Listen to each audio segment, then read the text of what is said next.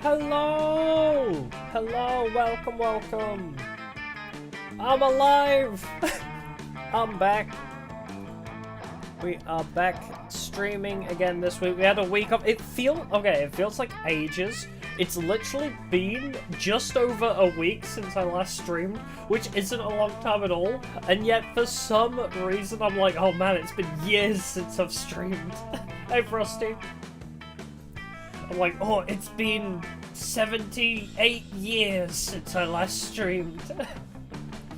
Feels like once I know, it's weird. I guess it's because I've streamed, like, daily for, like, 3 years. So to not stream for a week, it's crazy.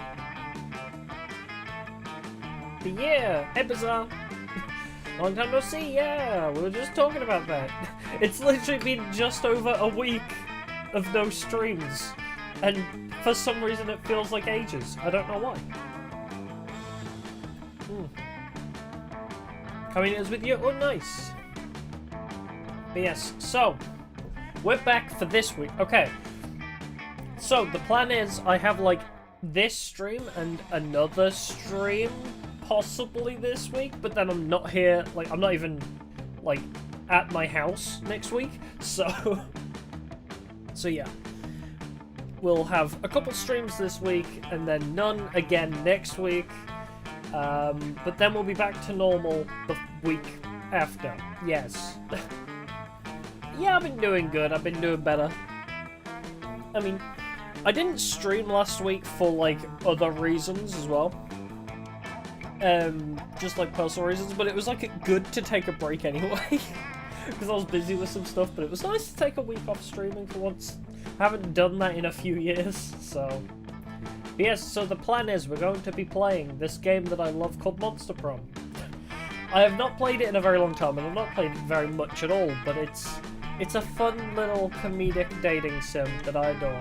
So, we're going to play it a little bit, because I wanted something that's like a fun little one-off, and if people like it, we could always return to it to do more routes, perhaps. Because I enjoy it. Rollercoaster are good or bad? Yeah, I guess similar to me then. It was like personal reasons, but then also, yeah. Hush Hush? What is Hush Hush? I've not... Wait, I have heard of that. The name does ring a bell, but I don't know where from. Anyway. So, we're gonna jump into it. I don't know if this is, like, the best position. Oh, yeah. The fun thing about this. I'm lonely, so... Oh, it's a date... That's... Oh, okay. That's where I've heard it. I was thinking of Crush Crush then. Both games about by Sad Panda. Oh, cool. I think there's... I don't know why that reminded me of this.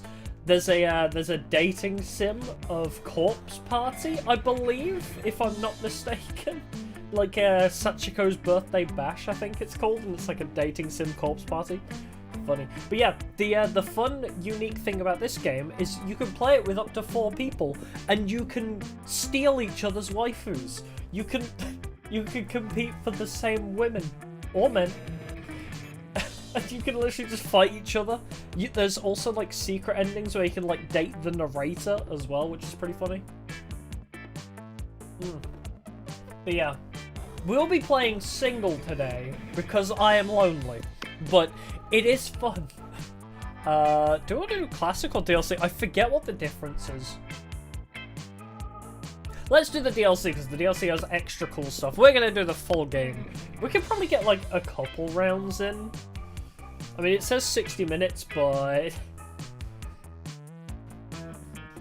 I don't think you can actually cheat on anybody, because you end up, like, you can only ask one to prom at the end of the game, and it's whether the game loves you enough, whether you get them or not. So, but you can both like fight for the same one, I believe. So, it's funny. Or like you can screw each other over. There's cheat codes? Hey yo, I didn't know there was cheat codes for this game. Spooky high school, the sweetest years of our lives. Back then we were young and unafraid. Sometimes reckless, sometimes brilliant, sometimes just stupid. That's me. But always willing to live life to the fullest. We were on a wild journey to discover who we really were. Oh. Can anyone guess who I'm gonna pick? Can anybody take a wild guess? Oh, in Hush Hush you can date everyone. Oh, no, hold on. Yeah, in this you can only pick one waifu. But it's obviously... Oh. I forgot we could change it. We have to... Red, a mirror. No, we have to go with... Daya. Because I'm self-inserting into this game. Do we she ourselves? We're sheing ourselves. Here we go! Here we go! Here we go! And we had yet to experience its ultimate challenge. I forgot, this is going to be like a fun little voice acting-y game, I suppose. Because there's a lot of narration and a lot of characters. The characters are so fun in this. Oh my god. I know there's actually something that surprised me was there's a lot of... not voice actors, but like popular voices, if that makes sense. Like Nate Wants to Battle, Aaron Hansen, Robert Ross, I think, is in this as well. There's a lot of like YouTuber voices in this, which is so cool. Oh no! Hope you can fix it. Don't worry.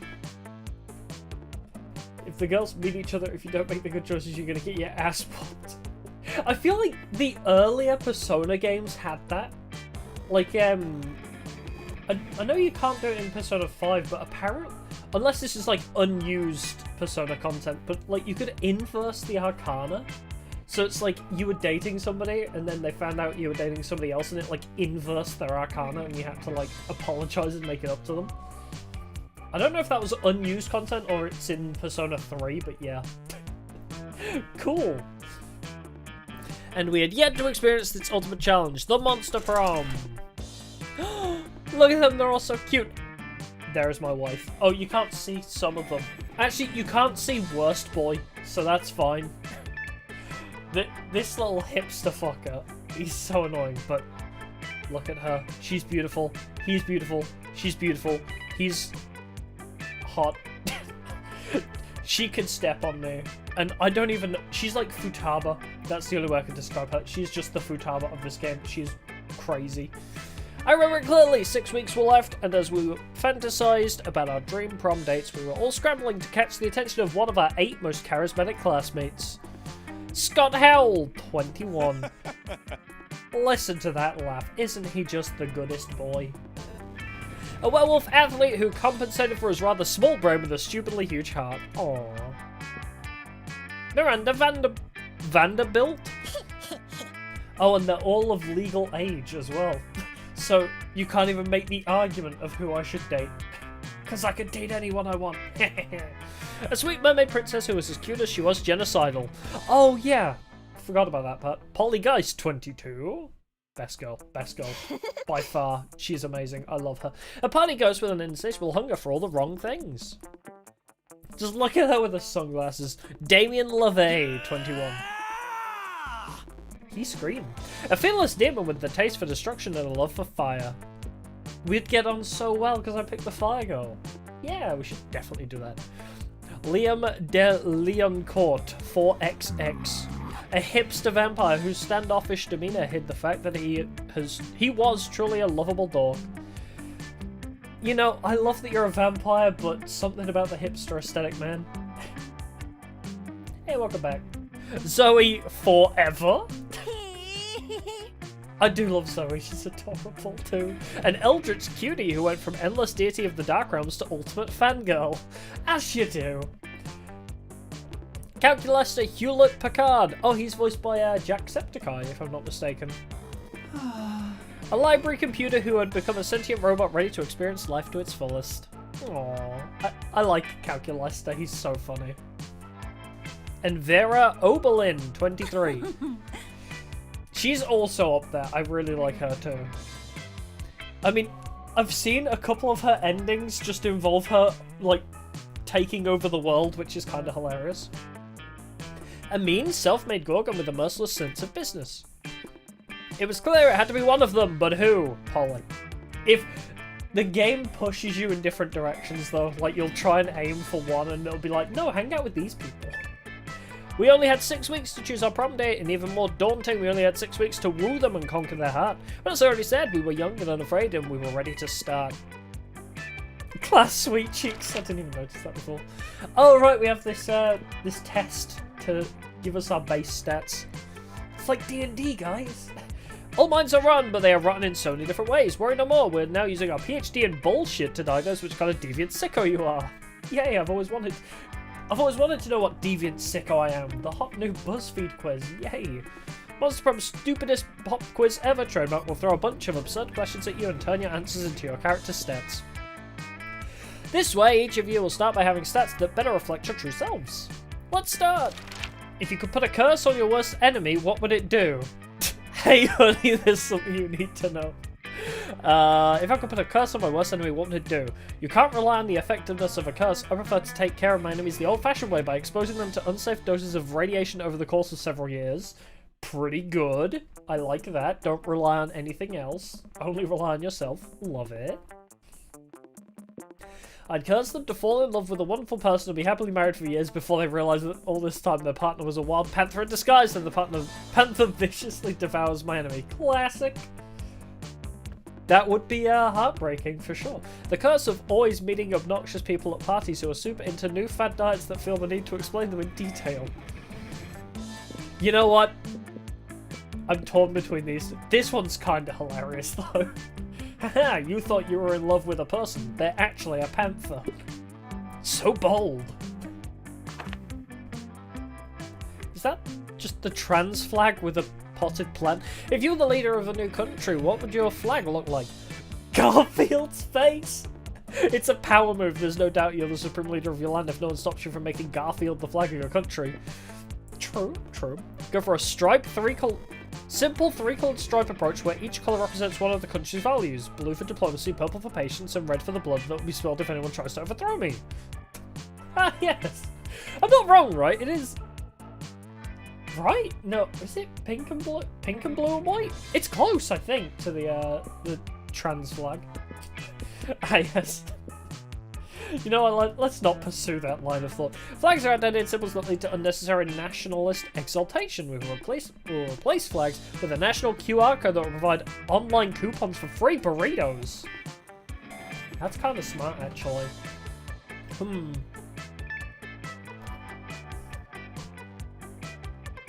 Sorry, I'm drinking banana milk. Garfield's face is such a good meme. But free burrito. No, it's gotta be Garfield's face. It's gotta be. I love them. I just love the idea that, like, you know, at the Olympics, you've just got all the flags lined up and one of them is just Garfield. If you were an ice cream, which flavour would you be? Spicy chocolate, no chocolate on fire! Rainbows and gummy bears. Do I need to move myself to the other side? I feel like I'm blocking stuff. Plutonium, tequila and coke. That's like rum and raisin, but like better. Double cream de la Gruyere and meringues. Success flavour. I'm definitely not success flavoured. Rainbows and gummy... Tequila. It's gotta be tequila and coke. Yeah, Polly! I guess I could filter my my answer to this to try and target Polly, but... You find your zodiac sign to be inaccurate. Design your own personal zodiac sign. Randomly arranged set of stars. The now canon lovers. The ambiguous iguana. The cute pup. The rat sort of vibe. The rich bitch. The now canon lovers. Yeah, Zoe. So I'm between Polly and Zoe. This is going to be amazing.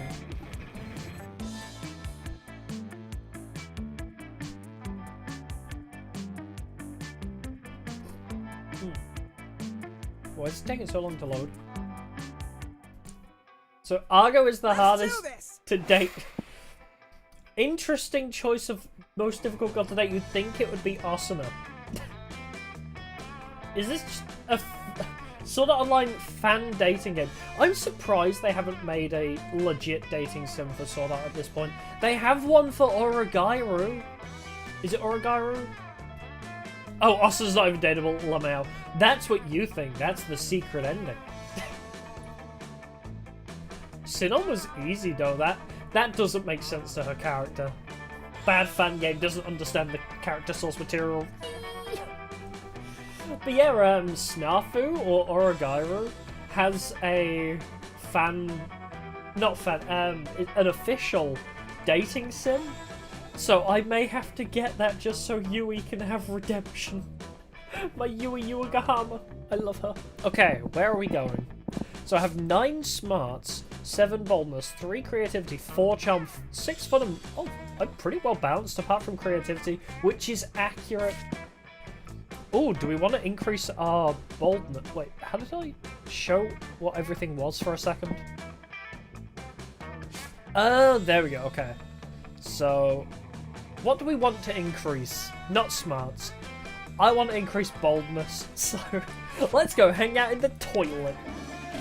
That day you skip class and just hang out in the bathrooms because you respect no authority. Death overrated. Lumfow's Ray. Is it just butt? The hangman is butt. There's a pentagram. I've scorched fire onto the door. Call me? What happens if you actually call that number? Don't actually do it. I guess some people just want to watch the world burn. By skipping class and hanging out in the bathrooms, you give plus 0 shits, but you gain plus 2 boldness. Yippee! Meanwhile, Zoe seems to have trapped Polly in some sort of eldritch binding circle. This should be good. 2 best girls right here. Tell me! Girl, where is your chill? I already told you like a million times how I died. Yeah, but each time you told me something different. Tried to fuck a toaster. Polly, explain. Suffocated by good booty, gun salad.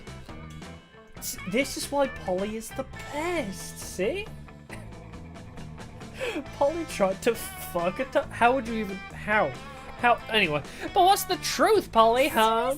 It's still your business. It's probably something super boring. Or she overdosed on drugs. No, but it is my hobby and hobbies matter. Polly, plus the fans have a right to know. Fans have a right to leave me the hell alone. Secrets are sexy. If secrets are so sexy, then how come God invented online encyclopedia? What? You're a god. You know that's not true. Now let me out of this binding circle. I've got haunted math next period.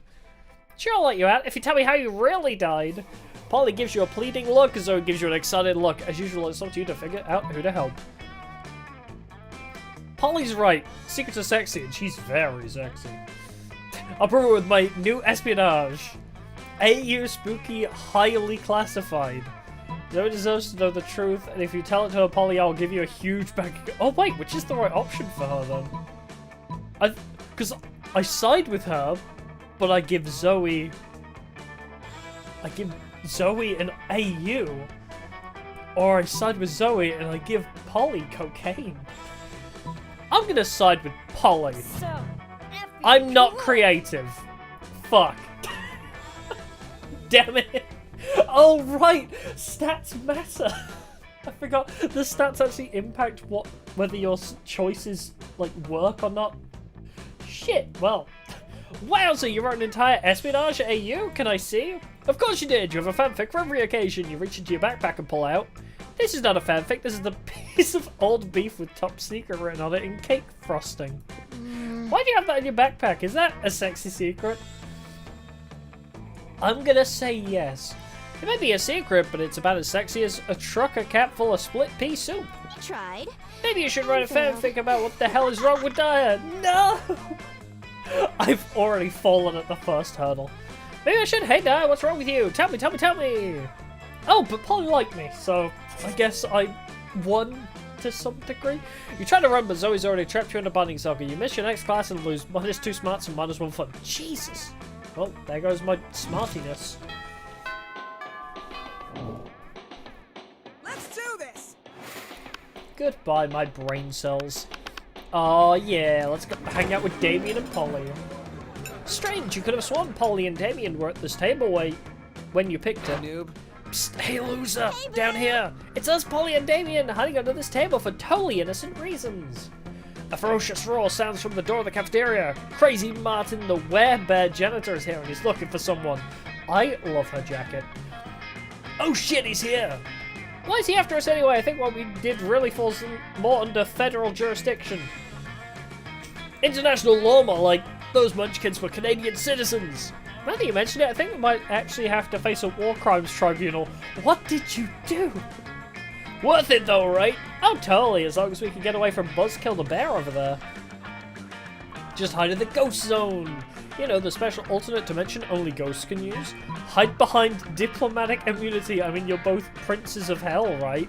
Oh. Simon Polly, Simon Polly. But I can't hide in the ghost zone. I'm not a ghost. I guess you should have thought of that before you spent all that time being alive, huh? Yeah, dumbass. Why are you gonna be alive, huh? It sucks to be you. Being alive isn't a choice. Whoa, okay, I don't have time to sit here and argue pro-life or pro-choice with you, my dude. This game. See you in the ghost zone. No, you won't. You can't follow Polly into the ghost zone, but from the way she winks at you before crossing over, it looks like you're one step closer to the bone zone. Heyo! I love Polly.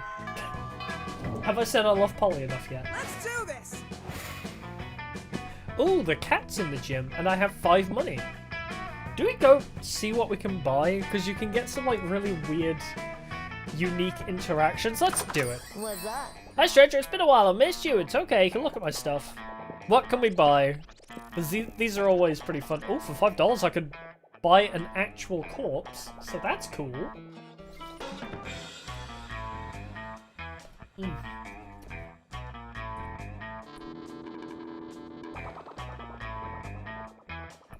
Oh, because it's a fan game, there's secret cutscenes, of course, of course. Was this game on Newgrounds? I remember Newgrounds had so many of those, like, really explicit dating games. I remember there was an Evangelion dating game that I played when I was really young. I didn't know it was Evangelion at the time, but it had, like, Rei, and she says, I like to eat sand, and then her head explodes, and I still, to this day, don't understand what that meant. I haven't watched Evangelion. Does Rei eat sand? But weirdly, that was a really fun dating sim. For, like, my 12-year-old self who was playing it, I really enjoyed the Evangelion dating sim on Newgrounds. If anybody knows what that is, if anybody knows what I'm talking about, I would love to know and play that again.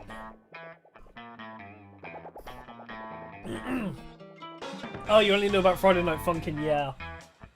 I'm from the OG Newgrounds days, like Dad and Me and Skull Kid, and what were they called? I think there was like it was a long series of like hentai dating sims. I think it was just called like Meat and Fuck or something. It was something really cringe like that. But yeah, I'm an OG Newgrounds kid, so I remember. Speaking of I remember, a blanket with 2 holes. The gift that keeps on giving. Okay, we're gonna have to scroll through these. So there's an event for a corpse. Just a white blanket with 2 eye holes in it. You'd have to be an idiot to mistake this for a ghost costume, but most of our classmates are idiots. True. Ooh, Yuki! Oh, right, Yuki. For some reason I thought you meant, What's the swords girl? It's not Yuki, is it? If Yuki's the child, which one's the other swords lady that dies? I forgot. Anyway, I may have to buy this, because it's ghost related, plus an event. A sexy fake Latin accent? No, not Leafa, the Mother's Rosario girl that died. What was her name? A fake badass tattoo. Hype station. Oh, I've only had $1 more. No. Alice, no, not. Oh, fine, I'll look it up.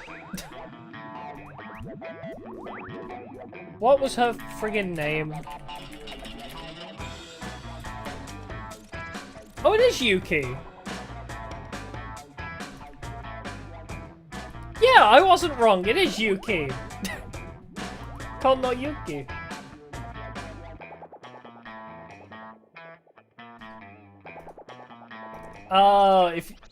If you know the games more so, then yeah, Yuki's like a secret boss fight in a lot of them. What's the Yeah, Yuki's not that 8-year-old child. Yuki's the other swords girl that's the same age. Who was the child's name? Yui! That's it! Yui is the child. Yuki is the swords girl. Why do they choose such similar names? Anyway, I'm buying the blanket with 2 holes. Thank you, kitty. Yuki is not 8 years old, though. Let's do this. Alright, do we want money? Yeah, I was gonna say thank God she's not dateable, yeah. Do we just buff our boldness even more? Really? I thought she was meant to be the same age as, like, Asuna, because that was, like, the whole thing. Anyway, I don't know. I thought the whole thing was she was meant to be around the same age. But whatevs. What does everything do? I keep forgetting. Oh, wait, we could get some charm. Do we want to up our charm ready for... Wait, okay, a blanket with 3 holes. I'm gonna get creativity, because maybe I need to be creative with that. Oh, fuck! Wait. Shit. Wait. Ooh.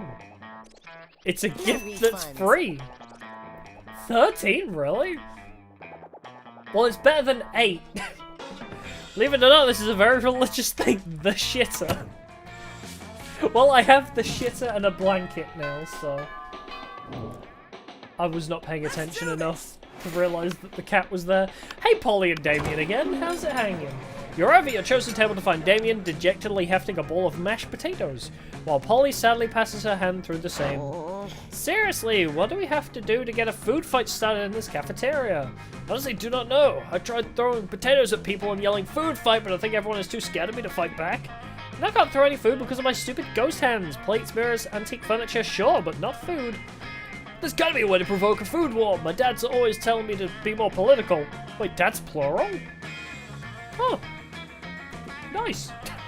But we're not political. Your strength is hitting things, and my strength is being unbelievably hot all the time.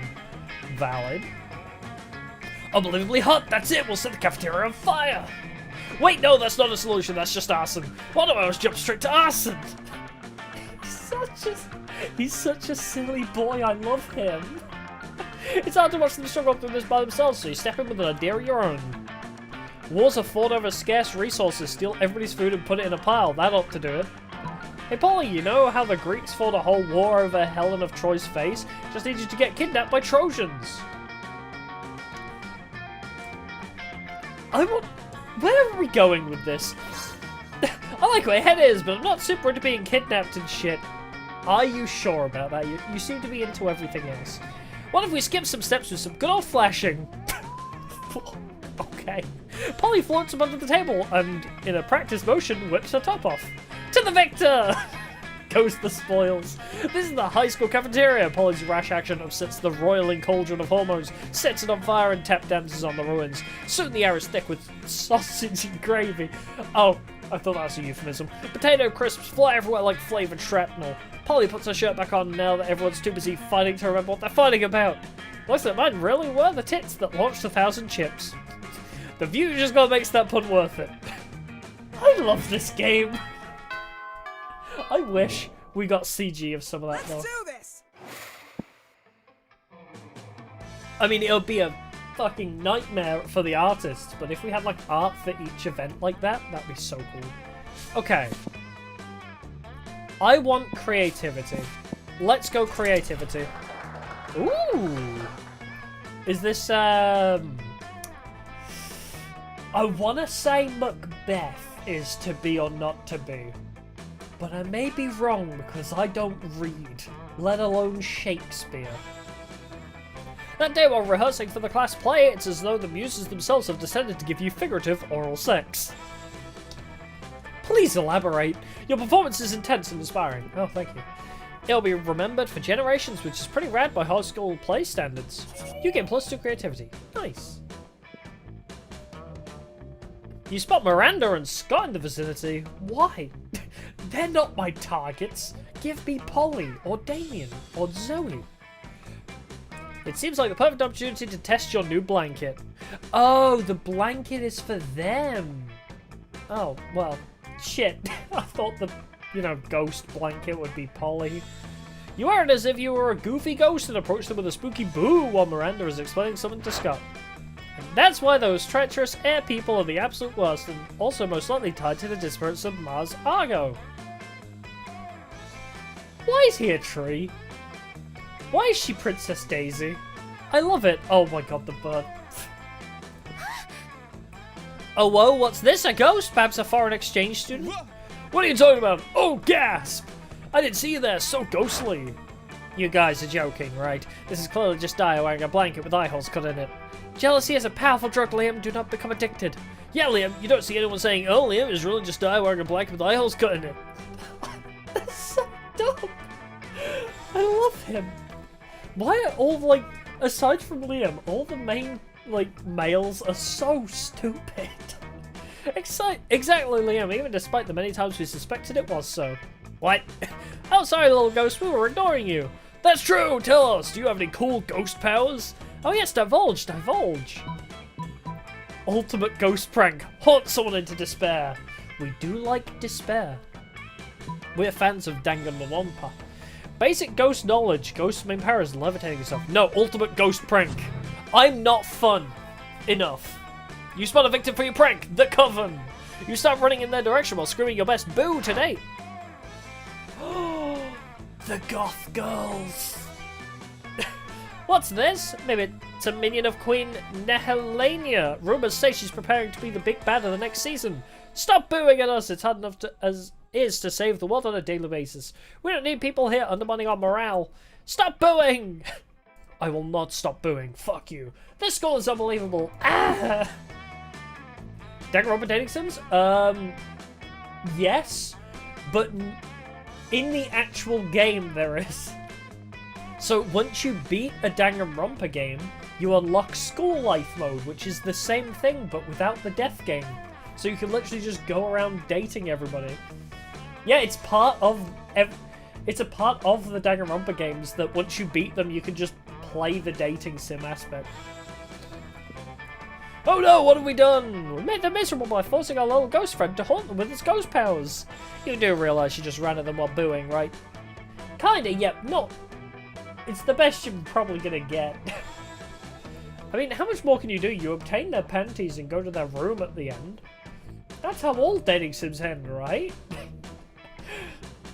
There's a joke in Sword Art Online Abridged that I love where Kirito is in bed with Osuna and he's like, the dating sims usually fade to black at this point, what do I do? Which, honestly, yeah, same. The only thing I realise is that too much ghost power in our hands has made us evil. We've got no time to lose, we need to start living lives of good deeds so we can be forgiven for this. You're right, Scott, maybe in 10 or 20 years we could be redeemed for this moment of weakness. At least you've led Miranda and Scott onto a path of goodness. Nah, this has been a failure for sure. You lose -2 smarts and -1 fun. I've only lost stats so far. What is happening? Let's do this. I can't gain stats. Okay, maybe I'll just bump up my creativity again. Or smarts, actually. Smarts is also. Yeah, let's try and get everything to 9. Do you think Polly will love me if everything I have is a 9? Oh, wait, no, I need fun. For Polly, I need fun. Shit, where's fun? This looks like fun.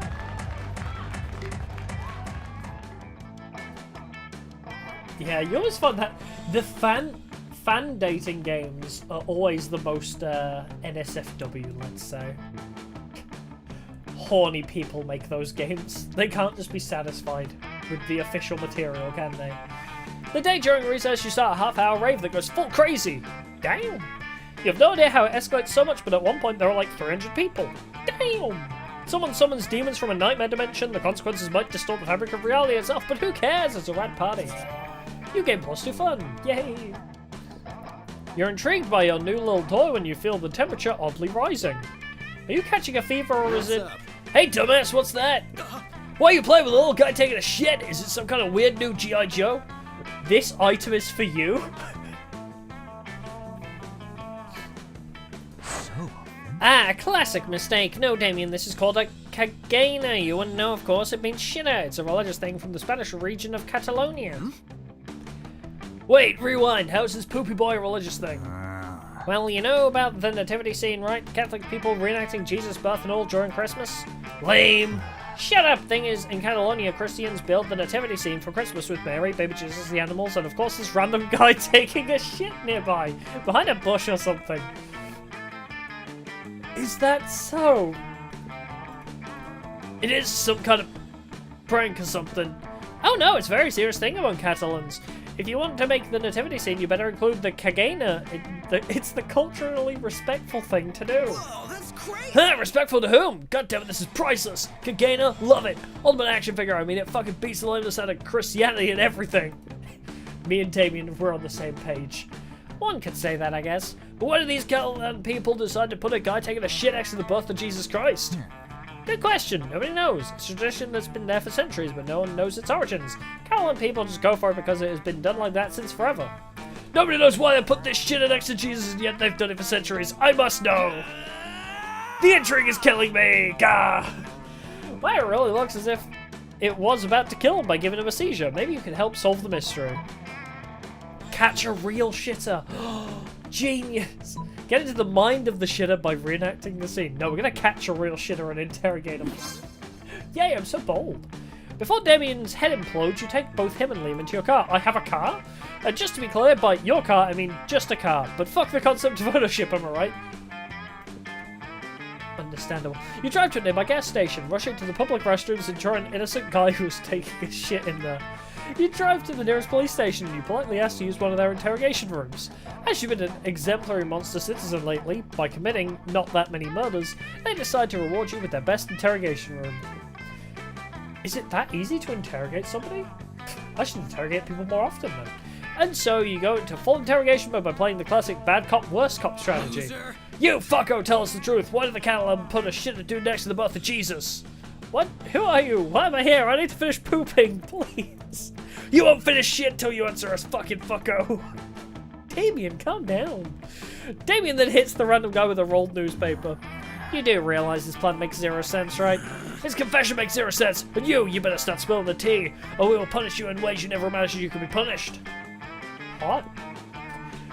Who are these Catalans? I swear I never pooped next to Jesus. I just want to go back to my family and also finish pooping, please.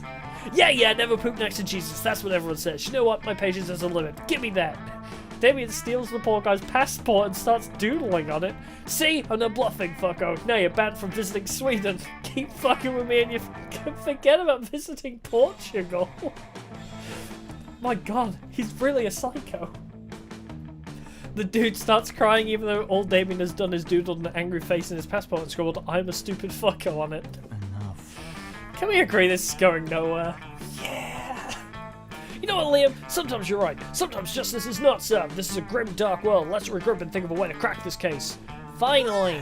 And you died. Brilliant plan. You're like the ultimate detective or something. I am... what the fuck? That joke would have been great if I could remember her name. Kiri something. Kiri... Nope, I haven't played Danganronpa in like 5 years. Anyway, I am the ultimate... Kyoko, that's it. I was close. Oh, it is Kirigiri. Because in my head, I could hear the kitty kitty kitty kitty kitty kitty. Somebody made a dumb song about her. Man, that's old. Sheesh. That's old YouTube, the kitty kitty song. I knew it was Kiri. But anyway, I am the ultimate detective. I think we have a long way ahead. Get ready and buy some snacks. It was definitely a dumb plan, but whatever. You got to steal a car and make some weird memories with Damien and Liam. Cheers to that. You get +2 smarts and +1 boldness. God, I miss Danganronpa. I wish there was a good excuse to play it again, but I already know everything that happens, so it's like... if I play Danganronpa again, what do? I don't think there's a way I can, like, you know, replay Danganronpa, unless I do Danganronpa S. Oh, that could be fun, actually. I've played, like, half of Danganronpa S, but I'd love to revisit it. a psychopath and a party girl. Tale as old as time. Alright, I'm trying to comprehend your request. What is there to comprehend? It's really simple, Miranda. Take my cell phone, snap a pic of my face, planting in my food with my eyes closed and tongue out. But wherefore? Right here, Miranda. You're about to point out that wherefore means why, but luckily, Polly elaborates on her own, so you don't have to look like a fucking know-it-all. It's a new meme, Miranda, like planking or damming. It's called food poisoning, and it's dope as fuck. Don't you have cool trends in your kingdom? I suppose we do. Oh, we have a fun trend called Revere Your Rulers. It's where you show nothing but the utmost devotion for the royal family. If you're good at it, you get a lot of likes on social media and also not executed. Ah, China. Do you have a lizard to yourself when you speak? I bet you know some pretty cool trends, don't you, Dyer? Heck yeah, you do, don't you? It's called dying. The hottest new trend. Entitled Silverware Wear, and it's where you take your most expensive cutlery and dress it in very fancy tiny outfits. No, dying. My favourite new trend. Yes! Dying is my fucking fave. I mean, listen, the first time I did it, I was like, okay, now I don't get to be alive anymore. But then when all the cool ghost stuff kicked in, I was like, OMG, dying is awesome. Everyone should die. I'm not sure I would be into this dying trend, but I do know that Daddy's Rain helps many peasants achieve this meme. So it's nice to know they're becoming super popular on social media in the process. Remind me not to ever hang out in Miranda's kingdom on break. But hey, Dyer, maybe you and I can hang out and do some dying together. Yay, maybe? Yeah, yay. So long as she crushes me with those thighs. That's all I want in life. I have no money, but I also need more fun. Let's go have another party. Hey, shit! I should really pay attention to where this bitch is going. Could I choose another place? God damn it. I wanted fun and I forgot. Let's do this. I don't look at the left, I look at the little symbols. Anyway, shall we try that again? Shall we try and have some more fun? Half-hour rave that goes full crazy. You're talking to Juan, the small magical Latino cat. Okay.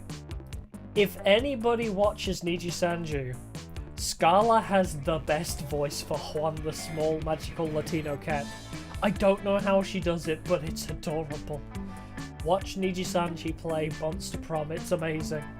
When he tells you that you won't ever be as fun as Bob the Scary Clown, you accept the challenge, you go straight to Bob, stab him several times, open his bleeding chest and eat some of his guts in order to consume his fun. Really? Do you think that's how this works? Well, it is! You gain +2 fun from poor Bob. Sorry, Bob. Then you realise you're feeling like going full ghost with your blanket again. Fuck. I didn't realise this was a multi-part thing. You're observing your surroundings when you spot Miranda and Damien. You're about to get closer when suddenly... Who the hell are you? Greetings, beautiful high schoolers. It is I, the interdimensional prince. I'm here to rescue you from your mundane existence. Just sign these marriage papers. Wait, there's a character in Omori that's like this. Like the space boy, or whatever his name is. Not this guy again. Look! Whoa! Gasp! An underworld spectre! This again. What again? Liam, this is clearly a kick-ass powerful ghost. Look at his face, so deadpan, no expression at all. That's because it's not a face, it's a sheet with 2 holes cut in it. Man, I wish my face had 2 holes cut in it. That would be fucking metal. Space Captain, yeah, something like that. Actually, I love playing Omori. Omori was so good. I beat the good ending of Omori, and apparently there's a route you can play where you just do the full RPG mode, like you don't ever do the real life stuff. Like you just go full Hikikomori, which actually sounds sick, like doing a full RPG run of that game. Maybe I should do that on the stream at some point. Because Omori's fucking cool. Now listen, it's not a face, it's Ghost Friend, help us, save us from this interdimensional creep. Yeah, do something ghostly. Throw a rock. It's not just a boulder, it's a rock. I'm so bold. Well, ouch! Inappropriate! The only I forgot I gave him like the Markiplier voice. The only violence I tolerate is the violence of love when a man forces his pure love onto his non-mutual lovers. That the violence imposed by my army, usually alongside a former type of violence. I'll be back for you, my young lovers. Animation of Phoenix Wright X Omori? How does that work? I've seen a lot of fan crossovers with Phoenix Wright, including Game Grumps of all things. weird that they have an Amori one. And so he retreats into his dimension. Superb! Metal! That ghost just beat the prince with its ghost powers. She just threw a rock at him. Dude, pay attention, it clearly was a ghost rock. What's the difference between a rock and a ghost rock? One is a rock and the other one is a fucking ghost rock. You do realize you didn't answer my question. Ghost rock! Huzzah! Yeah! Throw the rock at your problems like a champ. Game +2 fun and +1 boldness. Fuck yeah. I may have to check that out. I'm intrigued by how the hell that even works. Polly! Maybe one of these days I can hang out with you.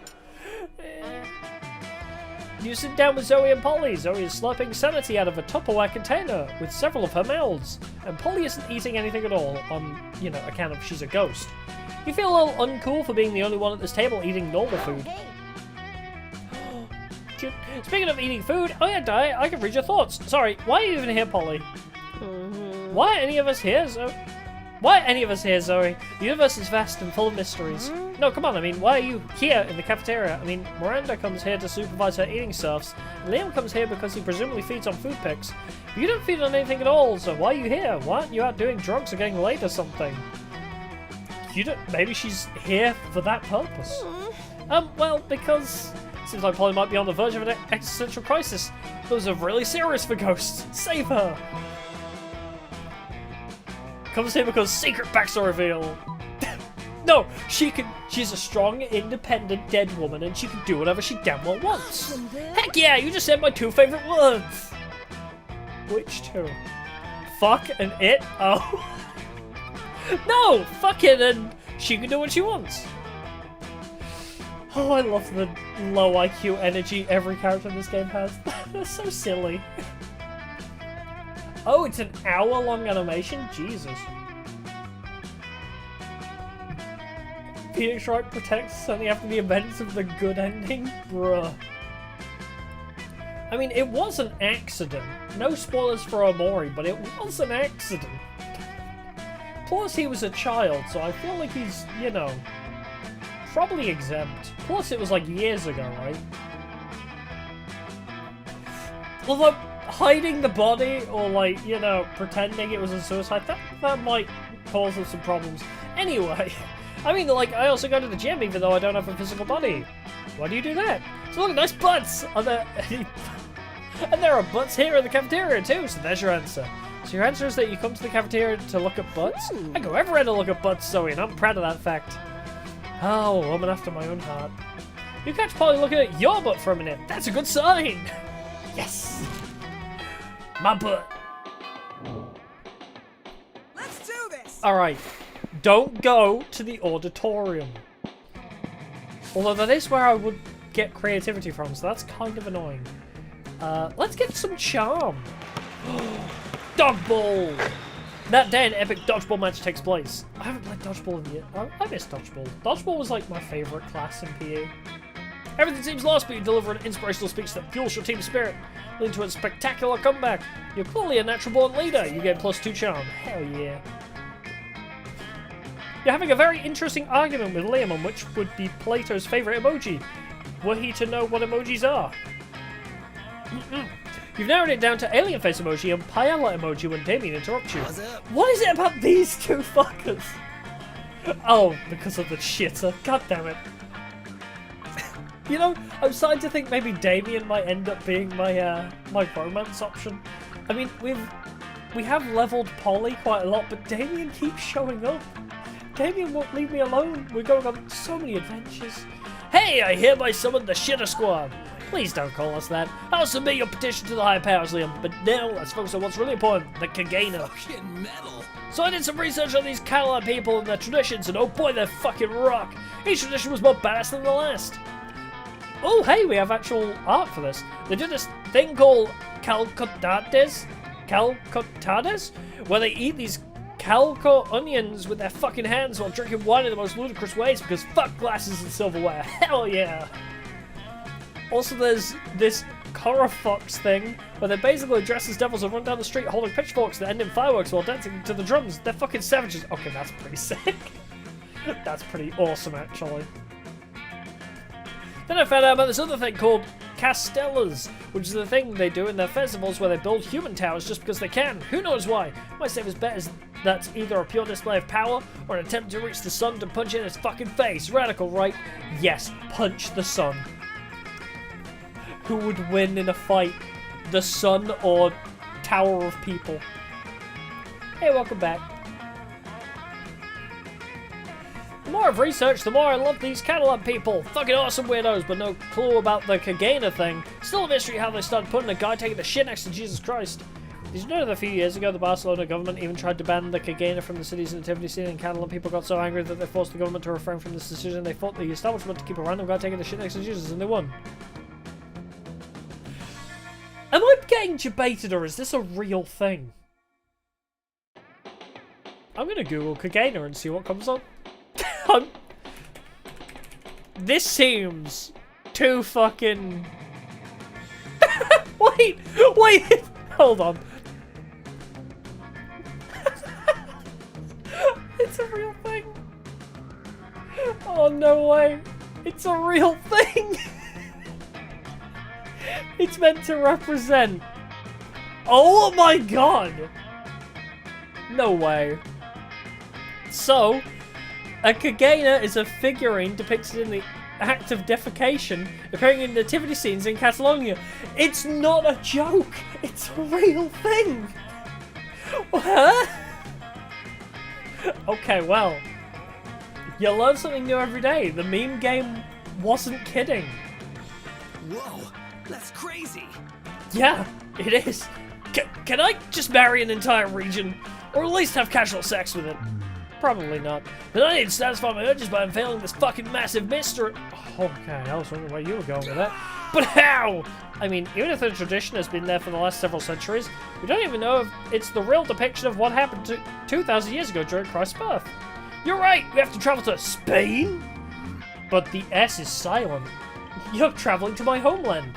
Well, the tradition is from Catalonia, but the scene depicted is from Belen, Israel. To Israel, then! Before you know it, you're in Israel with these two monsters. You're excited because everyone knows Israel is the most romantic country bordering the Mediterranean Sea. If I knew geography better, that would probably be very funny. Okay, now what? We should have thought this through before buying those plane tickets. Go to Belen and check all the security cameras to know once and for all if a guy was taking a shit. Oh, true. Go to Belen and collect all shits in the vicinity in order to discover the true identity of the shitter. Oh, yeah, it's a legit thing. Go to Belen and check all the security cameras, or collect all shits in the vicinity. I want to see Damien collect every piece of shit in the vicinity. So fun, I know. Great thinking as usual, Dyer. I think you can technically label it as some sort of thinking. Lip, shut up! We need less talking and more collecting shit, like little shit! Why is this my life? I hate it here. Yes, you go collect shit together in the middle of Israel, because this is now your life too. Okay, I think this is enough shit, guys. Any shit is too much shit. What now? Easy, we go to a police station and ask them politely to use their labs to analyze the shit to see if we're going to veil the Kagana's true identity. Right. Later at a police station in the middle of Israel, you demand to have the poop you collected tested to know from whom it is. The manager of the police lab listens carefully to your demand and says, "No. But it's super important, Science Cup. We need to know who was taking a shit next to Jesus' birth." I see. Still no. Gah! Fuck! Damien, I don't think they're likely to let civilians use their lab for personal use. Probably even less likely for our purposes. Nonsense! This is a conspiracy, Liam. They don't want us to unveil the Kagana's true identity. I have the feeling that's not the reason. If you think that they win, Liam, come on, Dyer. You're a mastermind and we might need a new plan to solve this mystery. To the Damien Cave! That's obviously a figure of speech, as you actually have quite the long flight back home. But the flight is nice. Damien seems very excited about your little adventure, and Liam doesn't seem that annoyed. Hooray! You get +2 fun and 1 creativity. Nice! This game is a little wild. Let's do this! Yes, what you missed was we're trying to uncover the truth of the Kagana, which is a small figurine of a man taking a shit. I can't, like, open up my inventory, I don't think. Yeah, I didn't lose any charms somehow for looking at shit all day. But yeah, so Damien and Liam and I were trying to uncover the secret of who was the man shitting in the nativity, which is apparently a real thing. It's an actual thing. There's just an image of a guy taking a shit in the background of Catalan's nativity scenes. I cannot explain to you why. I looked at the wiki and I still don't know. Should we get some more creativity? No, charm. Yeah. Or more fun. Yeah, let's get more fun. Polly likes fun, and we're going for Polly. As much as Damien has had an adventure with us. That day during recess, you start a half-hour rave that goes full crazy. You're casually chatting with Juan, the small magical Latino cat. You start telling him that hilarious story of what happened last summer at Monster Camp. That's a different game. You know which one, the one involving the beehive, the blow-up doll of the president, the penguin mask, and the mystery of the Goblin King. I don't, but I would love to play Monster Camp and Monster Road Trip, because they're all very fun. Slowly, lots of people start joining you to hear the story. By the time you say where the Goblin King was, 100 people or so burst into hysterical laughter. You turn on a mobile app that captures all the laughter and turns it into +2 fun. That's not a joke either. You actually have there's 3 games in this series. There's 3 dating sims of the Monster Prom series. This one's the school life one. There's one about a camp vacation and another one about a road trip. Now, I've not seen anything about the road trip one, but the camp one looks really good as well. You notice Calculester taking one of his favourite succulents out for a walk. Suddenly, the wolf pack come jogging around the corner and nearly crash into him. Who the hell are you? Hey, watch where you're going, nerd! I'm terribly sorry, I was simply taking my succulent for its daily walk. I know that succulents do not require walks, but I believe they appreciate them. Go home, loser. Yeah, what? Sorry, bro, I wasn't listening. I was too distracted by your lack of facial hair. I'm sorry? I've been looking at you two. When's the last time you shaved? Never? Are you talking to me and my plant? If so, there's a simple explanation for our lack of facial hair. I myself am a robot, and my succulent is a succulent. Neither succulents nor robots grow facial hair. I've got a succulent too, if you know what I mean. It's long and hard, I keep it in my pants. I call it my cactus. Yeah, nice, bro. Good joke. Put my fist with your fist, bro. Oh, you like succulents too? Can I see? Calculus to no. No. Oh, okay. Well, I'll just be getting back to my walk then. Not so fast, bro. We're not about to let your unmanly facial hair lacking asses just wander around our holes. We'd demand you grow a beard now. Well, that's certainly not going to happen, but maybe you can find another way to convince the Wolfpack that Calculester is manly enough to walk these holes. Fish hair is manly, but you know what's even manlier? A face made of entirely of glass and metal. True. Calculester does have facial hair, he just doesn't carry it with him at all times. Duh.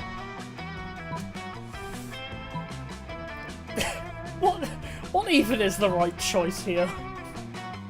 At this point, what is the right choice? Yeah, I would say a face of glass and metal is manlier.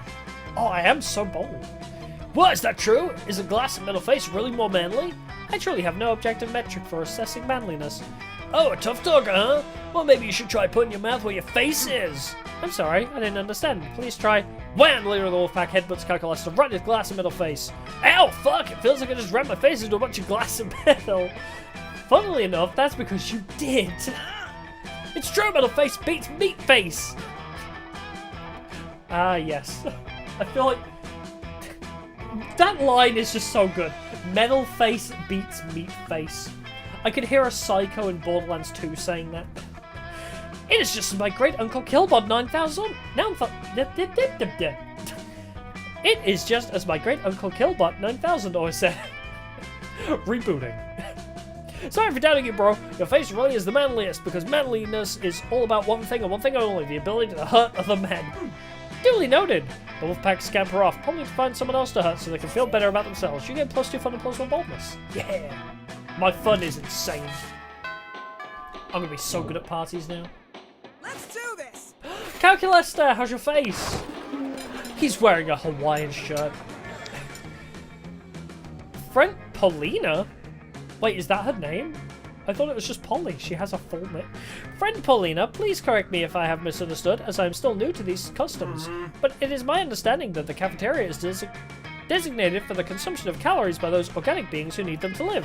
Heck yeah! And these tables are to put aforementioned calories on in order to be consumed. You got a little robot buddy! I love this dynamic.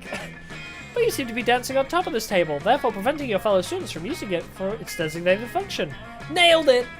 And you are encouraging other students to do the same as confetti rains down from the ceiling and multiple disco balls flash blindingly. And your music is very loud, which is why you are shouting over it. Boom! See? You understand way more than you think. You're crushing it like I'm crushing this rave.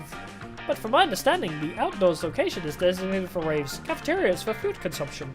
Disrupting the ability to consume food in a space designated for food consumption is not very nice, and I believe you should stop. Well, I believe that's lame and dumb, and I can't stop and I won't stop partying, so I'm just going to keep partying. They seem to be at a standstill. Time to step in and turn the tide. What is it that Bronya always says? It's time to turn the tides.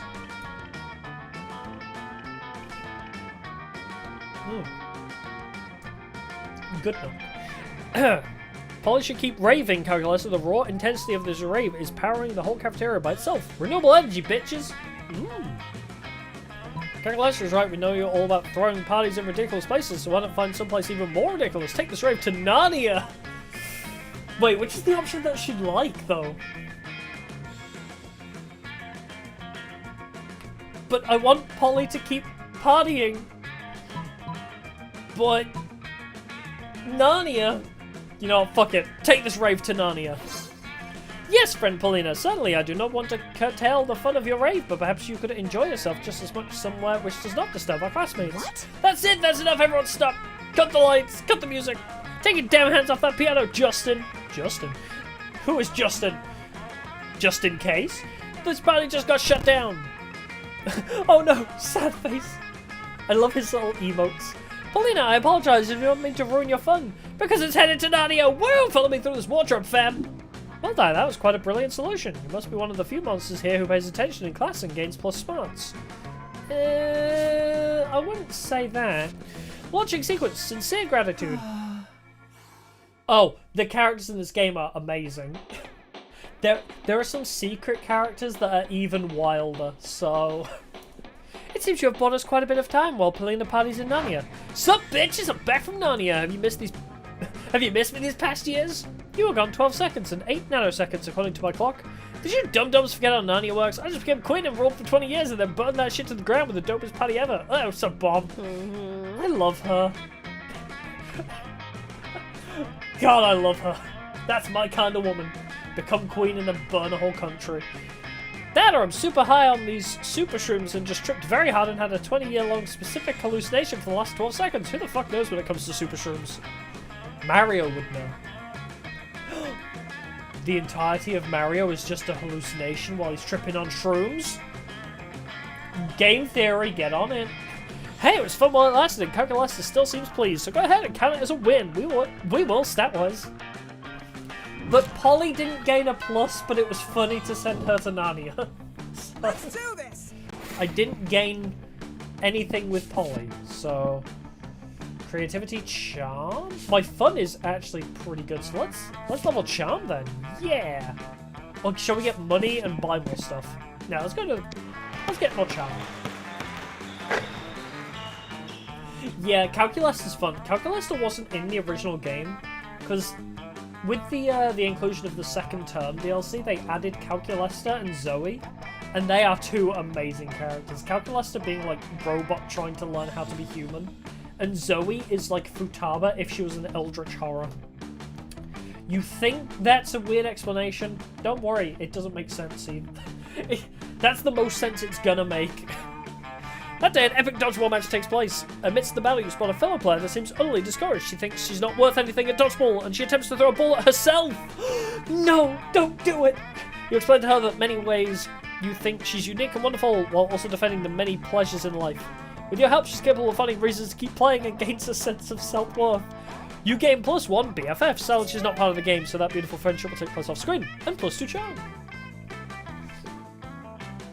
You notice Polly staring at a phone with an uncharacteristic intensity. She usually looks much happier sorting through dick pics. Better investigate. Hey, Boo. Hey, Boo. She called me Boo. I'm... Hacker voice. I'm in. Oh, hey, Boo. I'm just checking out information on possible afterlives. Like, I'm not going to spend my time as a high school student for all eternity. Who does that? I've collected some pamphlets from various afterlives, and I'm looking into the pros and cons of each option. Just such a big decision, you know? I mean, this could affect the rest of my afterlife. Do you know anyone who went to any of these afterlives? Which afterlife are you into? Nothingness, eternal darkness. Darkness within darkness, Riku. Or a soft enveloping cloud in the sky made of hundreds of adorable, fluffy, precious, tiny, perfect kittens. Yeah, that sounds like a better option. Yes. Oh my god, yes! The most yes, the maximum yes possible, the yesiest. It's amazing because you know what the biggest complaint about kittens is? That they're perfect, adorable balls of fluffy cuteness armed with tiny knives in their paws, which they have no problem jabbing into people with absolutely no notice. You know, who can't feel the pain of tiny kitten claws? Ghost bitches! I can literally roll around in their cloud of kittens and feel nothing except that tiny fluffy softness, no fear of claws. You're goddamn right. You know what? I might die and join you. To the afterlife! I'm definitely going to work on my essay for Cloud Kitten World. Maybe something along the lines of why I deserve to snuggle cats because of that one time I pity fucked a werepanther. Wait a minute, the werepanther! That was in the intro. Maybe I can get you to write my letter of recommendation down. Wait, also. You know what? I'm not going to think about the logistics of a ghost fucking a panther, but fingers and tiny furry paws crossed that I get in and hope to see you there one day. Did Polly just say she hopes that you die? Well, it happens to everybody eventually. Well, if it's to reunite with her, I guess that's probably fine. Aren't you just dying to take her to Monster Prom? Yeah, I am, yeah. You're getting a terrible joke to use again later when recounting the story, as well as +2 creativity and +1 charm. I gained creativity for that as well. Bitchin'. I love that. Let's do this.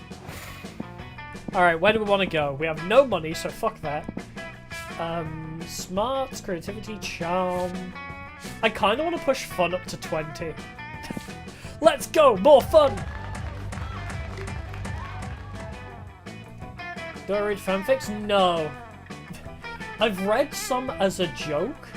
There are some amazingly bad Sonic fanfics, like Sonic fucks Princess Peach. That's pretty funny. I think the guy who wrote it was like Lil Sonic or Lil Knuckles. It was like a name like that. But other than as a meme, I do not read fanfic. No. That day during recess, you start a half-hour rave. At one point, one of the small magical Nintendo cap slips on a banana peel. You start to laugh at him. What an idiot. He asks you to stop, but you don't. You laugh so hard at him that you somehow steal +2 fun from him. Hooray! No, my fun, no.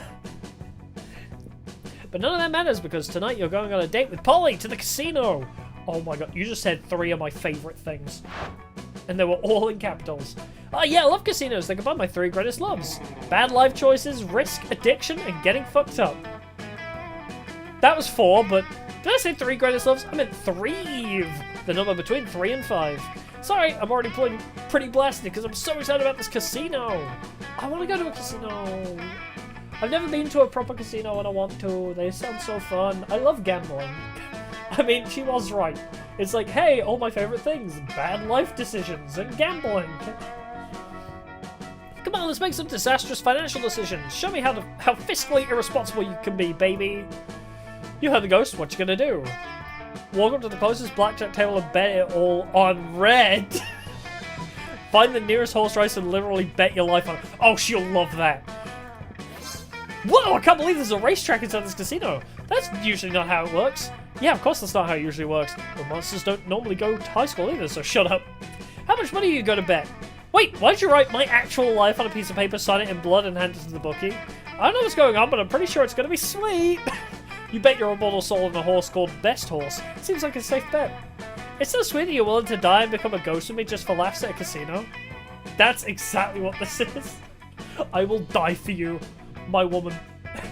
That's not what this is at all. You're taking a calculated risk. You don't want to die. You don't want to... Phew, looks like Best Horse wasn't named ironically at all. All the other horses are dead and you win. The odds being what they are, the bookie awards you your life, plus 3 more lives. Apparently you weren't the first person to try actually betting on life on a horse race. So, you're right to be derivative than dead. You get plus 2 fun and plus 1 money. And plus 3 lives. Don't forget that statistic. Hello. I literally went on a date with Polly. If she rejects me from Monster Prom, I'm gonna be pissed. Oh, there's a fanfic about Tears of the Kingdom. Oh god. I bet I could find some amazing stuff. A magician comes to the castle because he lost a bet and gets stuck alongside her to help her in her research, and we learn he has descended both Ganondorf and Raura. What? Okay. You know, there is one thing I do like about fanfics though, and just like some like Reddit style stories in general, is sometimes the bad grammar and like terrible spelling that they often have makes it so hilarious. Like, have you ever heard of man hand hook hand car door or whatever it is? That shit kills me. It's like a Reddit horror story creepypasta thing, and I don't remember anything else about the story. All I remember is the ending is man hand hook hand car door. And that's how it ends. You like sitting with Calculaster and Polly at lunch because neither of them eat, so you got plenty of space on the table for all your minifigs. I'm bringing minifigs to the lunch table? Okay. Suddenly Polly grabs Calculaster's arm and points excitedly at the vending machine in the corner. Calculaster, dude, don't look now, but that vending machine is totally checking you out. Impossible. Vendronica and I have a purely platonic relationship. No way, dude, take a look at her insides. No drinks, dude, she's thirsty. The writers of this game are amazing. Never heard of it. Oh, I wish I knew the name of it. It's like a classic, though. Like a Tumblr classic. Like, they love that shit. Actually, I bet if you, like, Google man-hand hook car door, I wonder if you can find it. Man-hand hook. There it is! Top result, man-door hand hook car door. Here it is. Oh, it's under the meme category now. Oh, yeah. Urban legend known as the Hook. Oh, it's a troll pester, apparently. Yeah. Man and girl go out to drive under moonlight. They stop at a side of road. He turned to his girl and say, "Baby, I love you very much." "What is it, honey?" "Our car is broken down. I think the engine is broken. I'll walk and get some more fuel." Doesn't make sense. You know, if the engine is broken, fuel's not going to fix it, but hey-ho. Okay, I'll stay here and look after our stereo. There have been news report of stereos being stolen. Good idea, keep the doors locked no matter what. I love you, Sweaty. I love you, Sweaty. I forgot about that bit. So the guy left to get full for the car. After 2 hours, the girl say, "Where is my baby?" He was supposed to be back by now. Then the girl hear a scratching sound and a voice say, "Let me in." The girl doesn't do it, and then after a while, she goes to sleep. The next morning, she wakes up and finds her boyfriend still not there. She gets out to check, and man door hand hook car door. It kills me every time. She gets out to check, and man door hand hook car door. I can't make sense of it. What is it meant to mean? What does it mean? Anyway. Oh, yeah. Hey, Sweaty. Oh, that was a blast from the past. I love that. No way, dude. Take a look at her insides. Oh, right. We're back to the... Also amazing dialogue. Take a look at her insides. She got no drinks. She thirsty. For drinks? For your shiny metal ass! Current status, highly uncomfortable with this topic of conversation. This sounds like just the kind of thing that's none of your business. Time to interfere. Wow, Polly, so just because the vending machine is a machine, you assume she has feelings for another machine? That's pretty racist. But Kakalista, have you actually told Vendronica that you only want to be friends, or is it time for a DTR? I'm gonna say this one because I think Polly would prefer that. But telling Polly she's racist is also pretty funny. Is that a thing I should have done? I'm not used to communicating feelings, as I'm not even used to having feelings. Yeah, you gotta be honest about your feelings, don't lead her on. But what should I say? Just say what's in your heart, dude, or you could get drunk first. Valid plan. I do not have a heart, but I will try my best. Kakalesta walks over to the vending machine and places a friendly hand on her chassis. Why did my mic peak at that? Oh boy. Does somebody want to translate that from binary to English for me? Because, I am not spending the time inputting that into a binary calculator. Or translating it myself, because I probably could, but I don't want to. Vending machine solemnly dispenses a candy bar. It is a single lonely musketeer. No! She is disappointed, but seems to understand my position. I hope our friendship will survive. Yes! True, you can't copy-paste. That would make that so much easier. Sweet, free candy! I don't eat food, but I love candy anyway for some reason. That's good to know. Maybe it can convince her to love you as much as she inexplicably loves candy. Candy, candy, candy. It's almost time! Let's do this! Alright. Oh, no shop. I have $1 whole to my name. Okay. What do we want? We have 20 fun, I think that's enough. Shall I up my charm? Yeah! That day, an epic dodgeball match takes place. The match is so intense and both teams are so into it that you decide to raise the stakes by betting part of your charm against part of the other team leader's charm. That commitment amazes your whole team and their spirit is fueled by determination. Determination, it's Undertale. Final! Oh my god, Undertale? I haven't played Deltarune yet? Shit.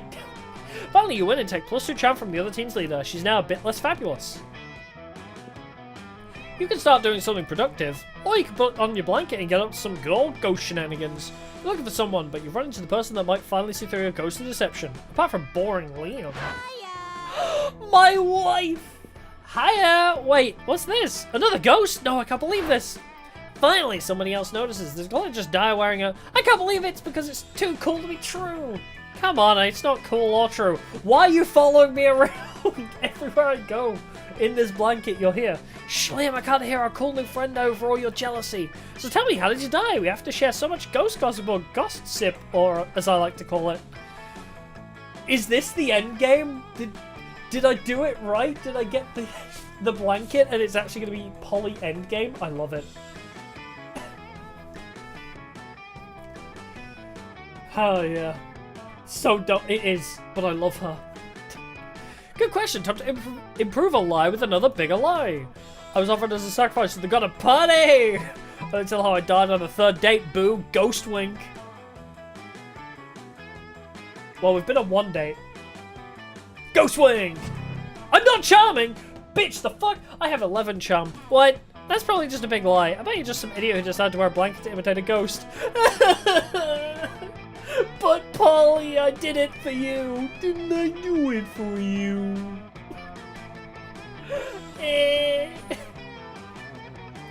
Finally, then you died in a stupid way like asphyxiating under that blanket. And then you were cursed for dying in such a stupid way with the ironic punishment of having to wander the world under this very realistic ghost look. You're literally a ghost, you know what ghosts are supposed to look like. I know what this sexy ghost looks like right now. Disappointed by... No! Polly, why? She phases out. I swear you're making my life miserable, you blanket-wearing moron. Your life is miserable now. You've totally lost -2 fun and -1 charm. I didn't have enough charm to wear the blanket. No! Oh. Well, we have to shoot our shot anyway. She didn't know it was us in the blanket. Okay? Hear me out. She didn't... We went on a date to a casino. I literally bet my life on the horses, and she found that very cool. She didn't know that I fumbled it really hard. I fumbled the Riz with the blanket, but hopefully she can overlook it. Come on, Polly. Yes! Look at how cute our coupling is.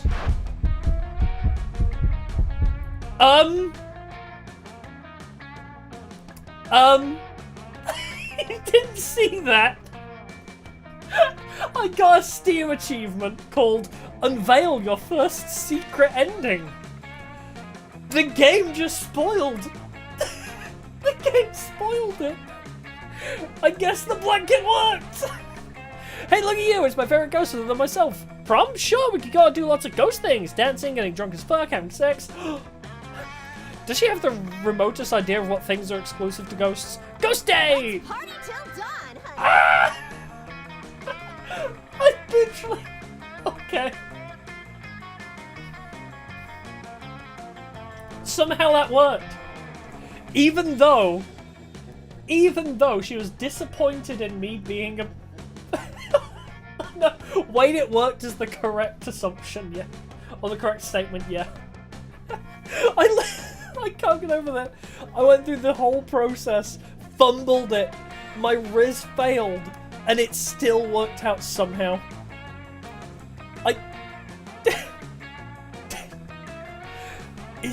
Is dating a ghost this easy? Prom night is the best ghost date ever. Of course, you failed to see what the difference is between a ghost date and a regular date, but that's beside the point here. You scored with Polly and all it took was wearing a stupid blanket with 2 holes cut in it. Shit. I had the most diplomatic smile on Polly's quote. What doesn't kill you makes you stronger, but what does kill you makes you a sweet kick-ass ghost. True. That was amazing. Those 6 weeks were maybe the most epic and absurd weeks of our lives. You could say that again. It's not you, it's me. Oh. Thank you for translating that. I'm sorry you had to spend the time doing that. But we rizzed Polly with failure. In the meantime, I wore a blanket, and then she was like, I'm disappointed in you. And then she still took me to prom. But hey, I'll take it. After the Monster Prom, we kept on living our lives, falling in love, battling for friendship, and learning about who we were and who we could be. And you know what? Like it always does, life happened and it was wonderful. Who else is there here that we haven't seen yet? I don't even know who this is. Why is there a platypus? Who is this guy? I didn't even notice this guy at first. He's just a blob. The goth chicks. There's so many secret characters. Can you riz the shop girl, actually? Polly's drug cooking skills proved useful and she became a chemist for the pharmaceutical industry. Oh shit, no way. But in her free time, she still cooks the real shit. Her greatest inventions so far are the watermelon flavoured ecstasy and a thing she calls LS Dope. Vera realised she was a character in a video game, which infuriated her. She spent her life making connections and building powers because she's not a part of the game. She plays the game. So be careful. Maybe now she's the one pulling your strings. Ooh. Scott became an athlete. Not so long ago, he won a prestigious national award for being the best at doing sports. You should have given him an award for being the goodest boy, if I'm being honest. For those 6 weeks, the Monster Prom seemed larger than life, and then it was gone, just like that. The battle for Monster Prom night The battle for Monster Prom might have ended then. Reading that troll creepypasta messed up my reading comprehension. The battle for Monster Prom have ended then, but there were plenty of battles left in that war called youth. But once again, we were young and unafraid, and we were ready to start. Yeah! Oh! Shit, I didn't put the copyright safe version of the song on. The copyright safe version of this song is actually hilarious as well. Because they just like start singing over it like, this is the copyright free version of this song. Oh. Well, hopefully I don't get copyright claimed for this. I'll put on the, because we'll probably do like another run or two. I'll put on the copyright-free version because it's amazing. Oh, look at these cute Polaroids. There's me playing Ludo, I guess. The band. Yeah, baby. Oh, I've seen this event before where Polly has a stash of disguises and it's just multiple mustaches. These are all events that can happen in the game, but just FYI. Alright, so who are we going to try and romance next? We successfully rizzed Polly. My objective is complete. Who do we go for next? Oh my god, his XD face. Weirdly, I'm thinking Damien or Miranda. I feel like we got close with Damien, so maybe we'll try Damien. My little himbo. Himbo pyromaniac. I love him.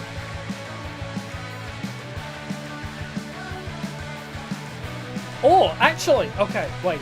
I have an idea. What if we go to the cat every single opportunity?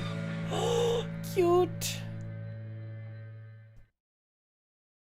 Let's go nowhere together. Oh, I love that. I've unlocked 6 new images. Yeah, baby. Wait, where are they?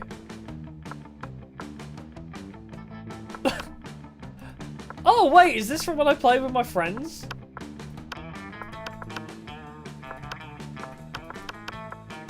Wait, oh! Oh, wait, no, you can variation it. Wait, so who... When did... Oh, man, I must have got Calculus when I played it ages ago. Oh, I've been rejected by Miranda in the past life. And Zoe! Okay, I've apparently been rejected by Miranda and Zoe when I played before, so that's fun. Hey, they... Wait, you can date Calculesta with the sheet? Huh? The fu- Okay. I did not expect that as an option. What other Polaroids did we get? Oh shit, there's a few still locked. Cute. What else we got? Oh! You're the happy ending to my massage. Ooh. What have we got? More art. Pokemon. Oh, right, you get all these by doing certain events in game. This game's cool. I love this game. I wish I had friends to play it with me. I need friends to play with me. Okay, settings.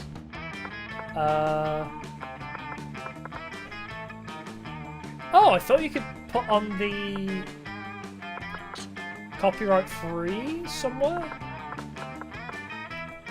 Huh. Maybe that's in the second game. I seem to distinctly remember that there's like a copyright free version of the soundtrack. Fuck it, oh well. Alright, let's go again. And I'm still single, so... Second term, full game. Okay, I'm going to see what happens if you go to the cat in every instance. Can you start, like, chatting with the merchant cat? And is that, like, a secret ending? Oh, we can skip this part. You know what? I'm going to do something different. I'm going to be a wild card and pick the other cute girl. I'm going to be the cute zombie girl. Still not going to be the males, though. Lamau. Imagine playing as a male in a video game. Imagine. Teen Wolf, hot or not, take this quiz to find out. Crazy X is how to deal when they just won't go. Oh yeah. Welcome to Monster Prom's stupidest pop quiz ever. All minds are run, but oh yeah, this is the same as before. Bullshit quiz, yada yada yada. If you had to have sex with an animal, which animal would it be? Okay, interesting start. Interesting start. Fuck buddies for life. Purebred horse, at least I could keep his semen and sell it. It's worth a lot. Who said there was no silver lining to bestiality? True, that's a valid point. You know, if you're going to do something illegal, at least make a lot of money out of it. A dolphin, they're the only other animal that fucks just for pleasure, so at least we can both do our best and have a good time, right? Also a very good point. This one, I briefly read it in my head.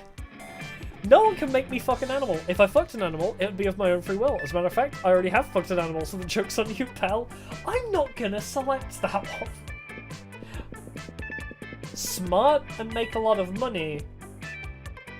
Or dolphin for pleasure. You know what? We need a lot of money. Yeah, silver lining, make money. So wealthy. Plus, if I'm pursuing the cat lady, I need a lot of money. You wish you were raised by... Is this related to the previous question? A pack of wild wolves who also happen to be tech moguls who own some of the most profitable companies of Silicon Valley. They would be kick-ass role models and wild wolves. Sick. The mysterious old man who saved me from the streets in order to raise me as his disciple in the ancient ways of Rad D. Jing. A really progressive marriage between a kick-ass venomous snake and an actual fire. I love fire and I see no issue with being raised by it. Profitable wild wolves. Sick. So much money! Can you buy everything in her store? Maybe that's what we try and do. We try and buy literally everything she has. What would be the most appealing in a love partner? Taste for party, a very tsundere personality, a big horn, tentacles, soft fur, or sharp wits. You know? Sorry, Polly. Tsundere is pretty good, though. Sharp wits, big horn, tentacles. You know? The first question was... I guess tentacles isn't technically BCL. I guess maybe it is, actually, because tentacles are real. You know what? Tsundere. Let's go with tsundere. Let's get off this train of thought. What'd be a killer accessory? Shiny armor, fancy brass knuckles, Sailor Moon's magic wand. True. Coolness itself. Logitech G560, the best RGB gaming speakers. Necklace with your own name, in case you forget. No, Sailor Moon. Valid, Zoe, valid. Let's go. I have 9 money. Let's go make more money. I want all of the money. That day you spent some time on the library's PCs, playing some good old online poker. Gambling seems like a stupid and dangerous decision, but who cares? This time it paid off, so fuck it. You gain +2 money. Sharkmate 007 was his username, Lamar. You're trying to focus on your own love life, but the sloppy makeout sounds coming from Violet and Tate are making it difficult. Who the hell are Violet and Tate? Oh! I guess that means you. Take that somewhere else. My snakes will never be able to digest their food if they have to watch this disgusting display. Yeah, my fanfiction muse is running for the hills. How am I supposed to write a romance when the two of you are making it look so unappealing? No surprise, you're alone. Well, it sounds like somebody is a little bit jealous of... Well, sounds like somebody is a little bit jealous of our amazing, perfect, wonderful relationship without bothering anyone. You commented on my fanfiction still not as romantic as Every Day with My bae, and then a bunch of heart eye emojis and stars and also the kimono emoji? Why did you come with the kimono emoji? You see, Zoe, this is why it's better to be a strong, independent nightmare creature. Terrifying women, terrify women. I do like Vera, she is cool.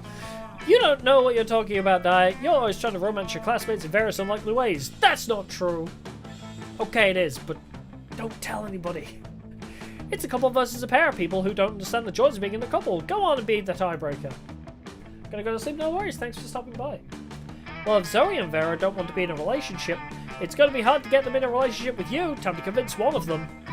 Vera, historically, the only reason why people married was tactical alliances and increasing the wealth of both families. So really, marriages are a great way of solidifying and increasing power and material gain. Valid.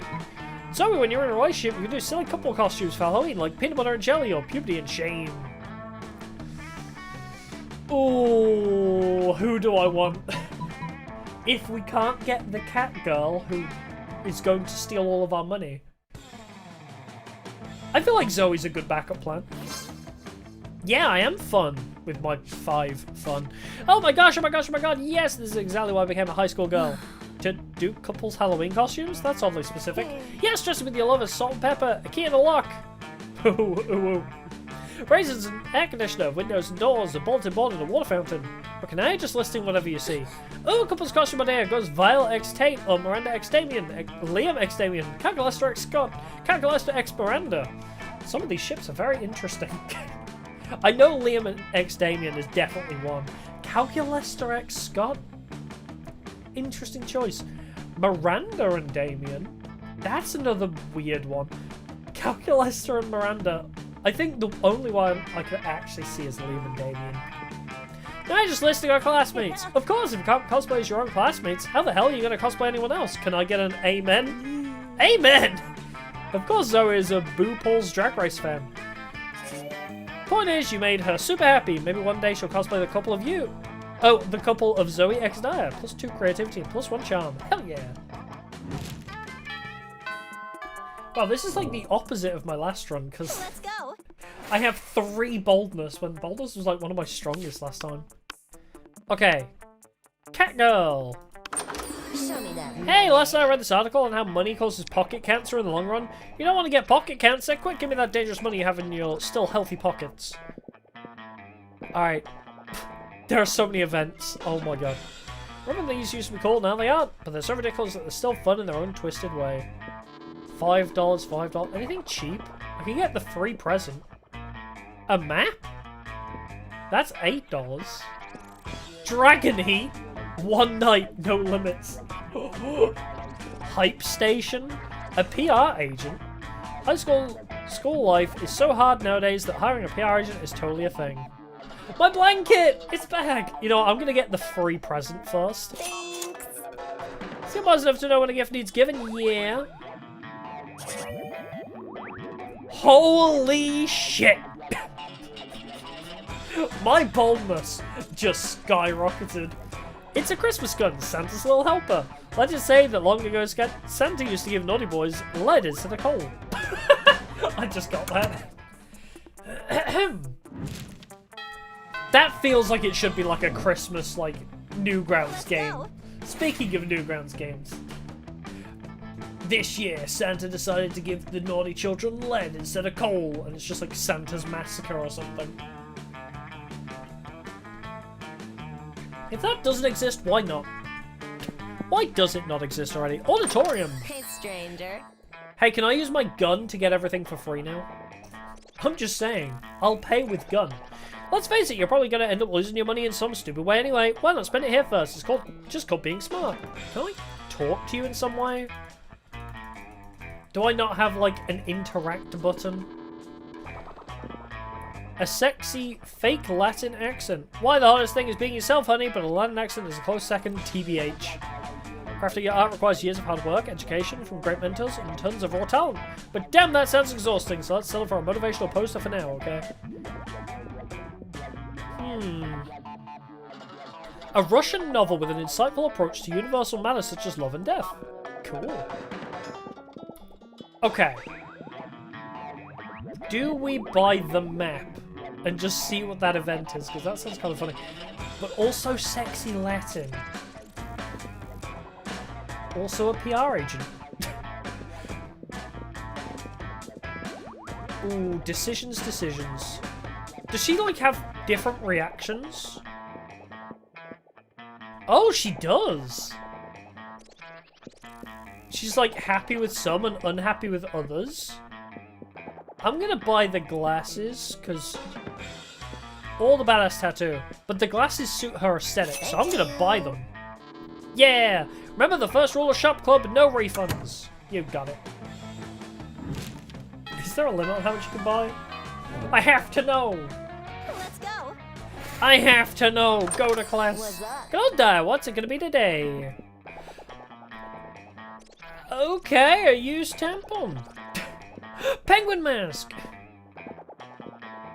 Yeah, I'm not surprised you're disgusted a little bit. I could get the... Oh, cocaine. Regular flavor. Okay. Wait, this is an event item, I think.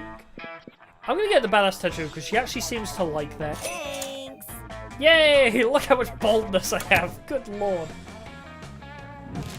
I'm so bold, guys. Let's go. Okay, I have one whole money. Give me your Oh, you missed me and my shit, huh? Worry no more. All that shit can be yours if you have the money. Not me, though. Well, I can buy the tampon. Thanks. I'm just gonna lose every other stat apart from boldness. Look at 2, 23, 1, 3, 10, and 0 money. You know what? All profits made are donated to a good cause. Spoiler alert, the good cause is buying me a new phone. Sweet! I need to actually earn money now.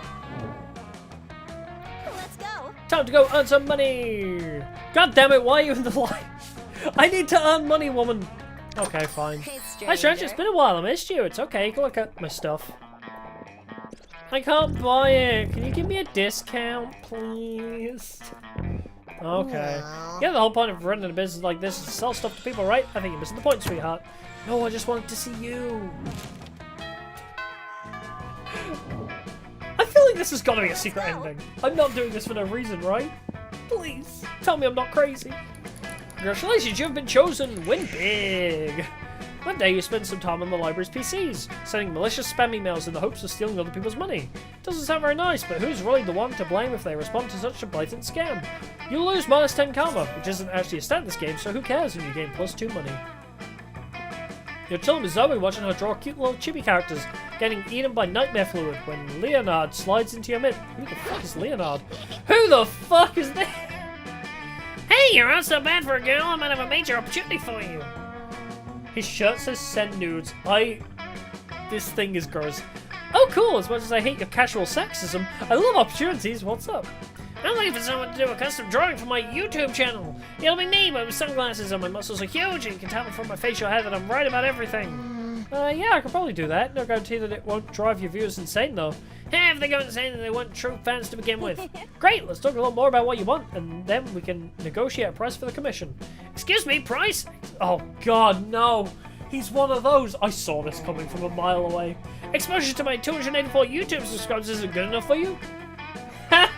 Even I have more subscribers than this pleb. You know it's bad when I have more subscribers than you. What? No? Wow, typical. Here I am trying to give you the opportunity of a lifetime. You can't think of anything but money. Did you hear me when I said how many subscribers I have? 284. That's just right now. By the end of this weekend, it could easily be 285 or 286. And from there, it's just a few orders of magnitude until I hit 600. A real savvy artist will understand the value of getting in good with me while I'm still on the rise. This could be huge for you. Anyway, TLDR, no cash right now. I'm investing all my capital in my craft in hopes of maybe someday becoming a YouTube sensation. You're an artist, do it for the love of the art, or whatever dumb fucking reason artists have for doing art shit. I hate Leonard so much. As Leonard pours more and more garbage words out of his mouth, you can feel the air around Zoe turning into pink tentacles of wrath. Uh-oh. If you can't broker a deal between these two, who knows what will happen to reality? Maybe you can convince Leonard to pay with something other than money.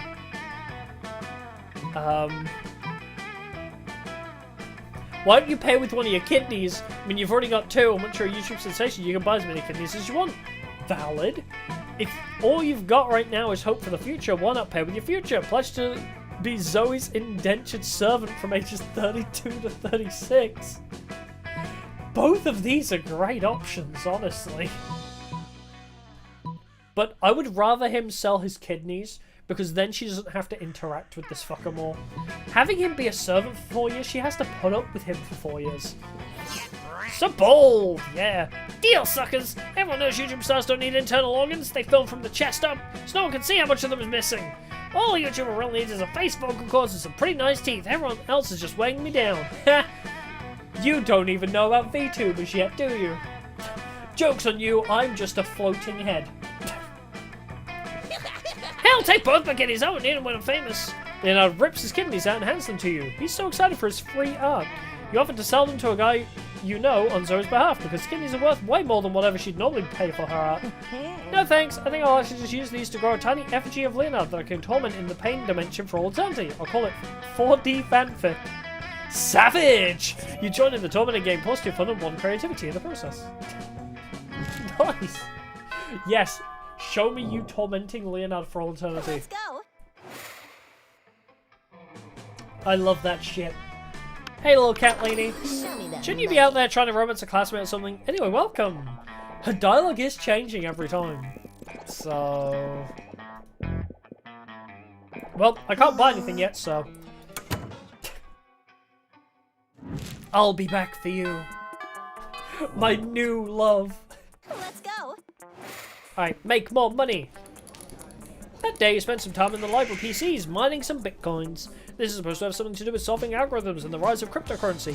You guessed that nobody actually has any fucking idea how it really works. True. Anyway, you gain +2 bitcoins, which is equal to +$2 million, which unfortunately is equal to 2 monster dollars, so +2 money. Damn, that was a very expensive used tampon then. And a very expensive tattoo and glasses. Oh my god, $8 million for a map as well. You were going to help Zoe with her math home. I thought that said meth homework. Been hanging around Polly too much. But you notice her surrounded by a crowd of sinister cloaked figures. She seems pissed about it. Guys, stop it! I don't want any dead goats. I'm at school. We must commence the rituals. Look at her shirt. It's so kawaii desu. Ah, we understand you perfectly, Lord Zagord. So this is a test. We must bring you even more dead goats to satisfy your dark hunger. What? No, that's the opposite of what I said. I don't go by Zagord anymore. I'm Zoe, okay? Z-O-E. Can we take a rain check on that study session diet? I can't stand to be around these jerks. Zoe brushes past you on the way out. The cultists stare at you with unconcealed awe. Well, okay, it's concealed by their terrifying masks, but still. All hail Zagord. All hail Zagord. Darkness within darkness. Oh shit, I got Illuminati. Uh-oh. Zagord addressed you by name. You did not go mad with pleasure. It addressed you almost as if you were an equal. It passed within inches of your frail mortal frame, and what's more, it mentioned rain. Could it be that it was referring to the fabled storm of cerebrospinal fluid, which will one day come to quench all sanity? Darkness, Riku! Brothers, sisters, bow down before Dia, for she is clearly the prophet of Zagord. Please, O prophet, guide our worship, for we have noticed of late that our Lord appears dissatisfied with our sacrifices. The blood of many goats once pleased Zagord, and yet now we do not understand what has changed. That's pretty obvious. Perhaps, given your special relationship with our incomprehensible master, you could suggest a new sort of sacrifice that would please it.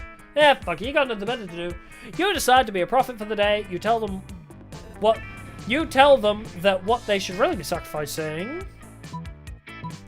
It's important to learn from your mistakes to sacrifice another goat, but right, we're sorry on the side. Might work, but also sacrifice your harmful prejudices. Yeah! I am not creative. Damn it! Of course, our own harmful prejudices. Where in the body are those located again? In the heart! You try to explain that you are being metaphorical, but they're too busy discussing amongst themselves. Ah yes, in the pancreas! No, not the pancreas!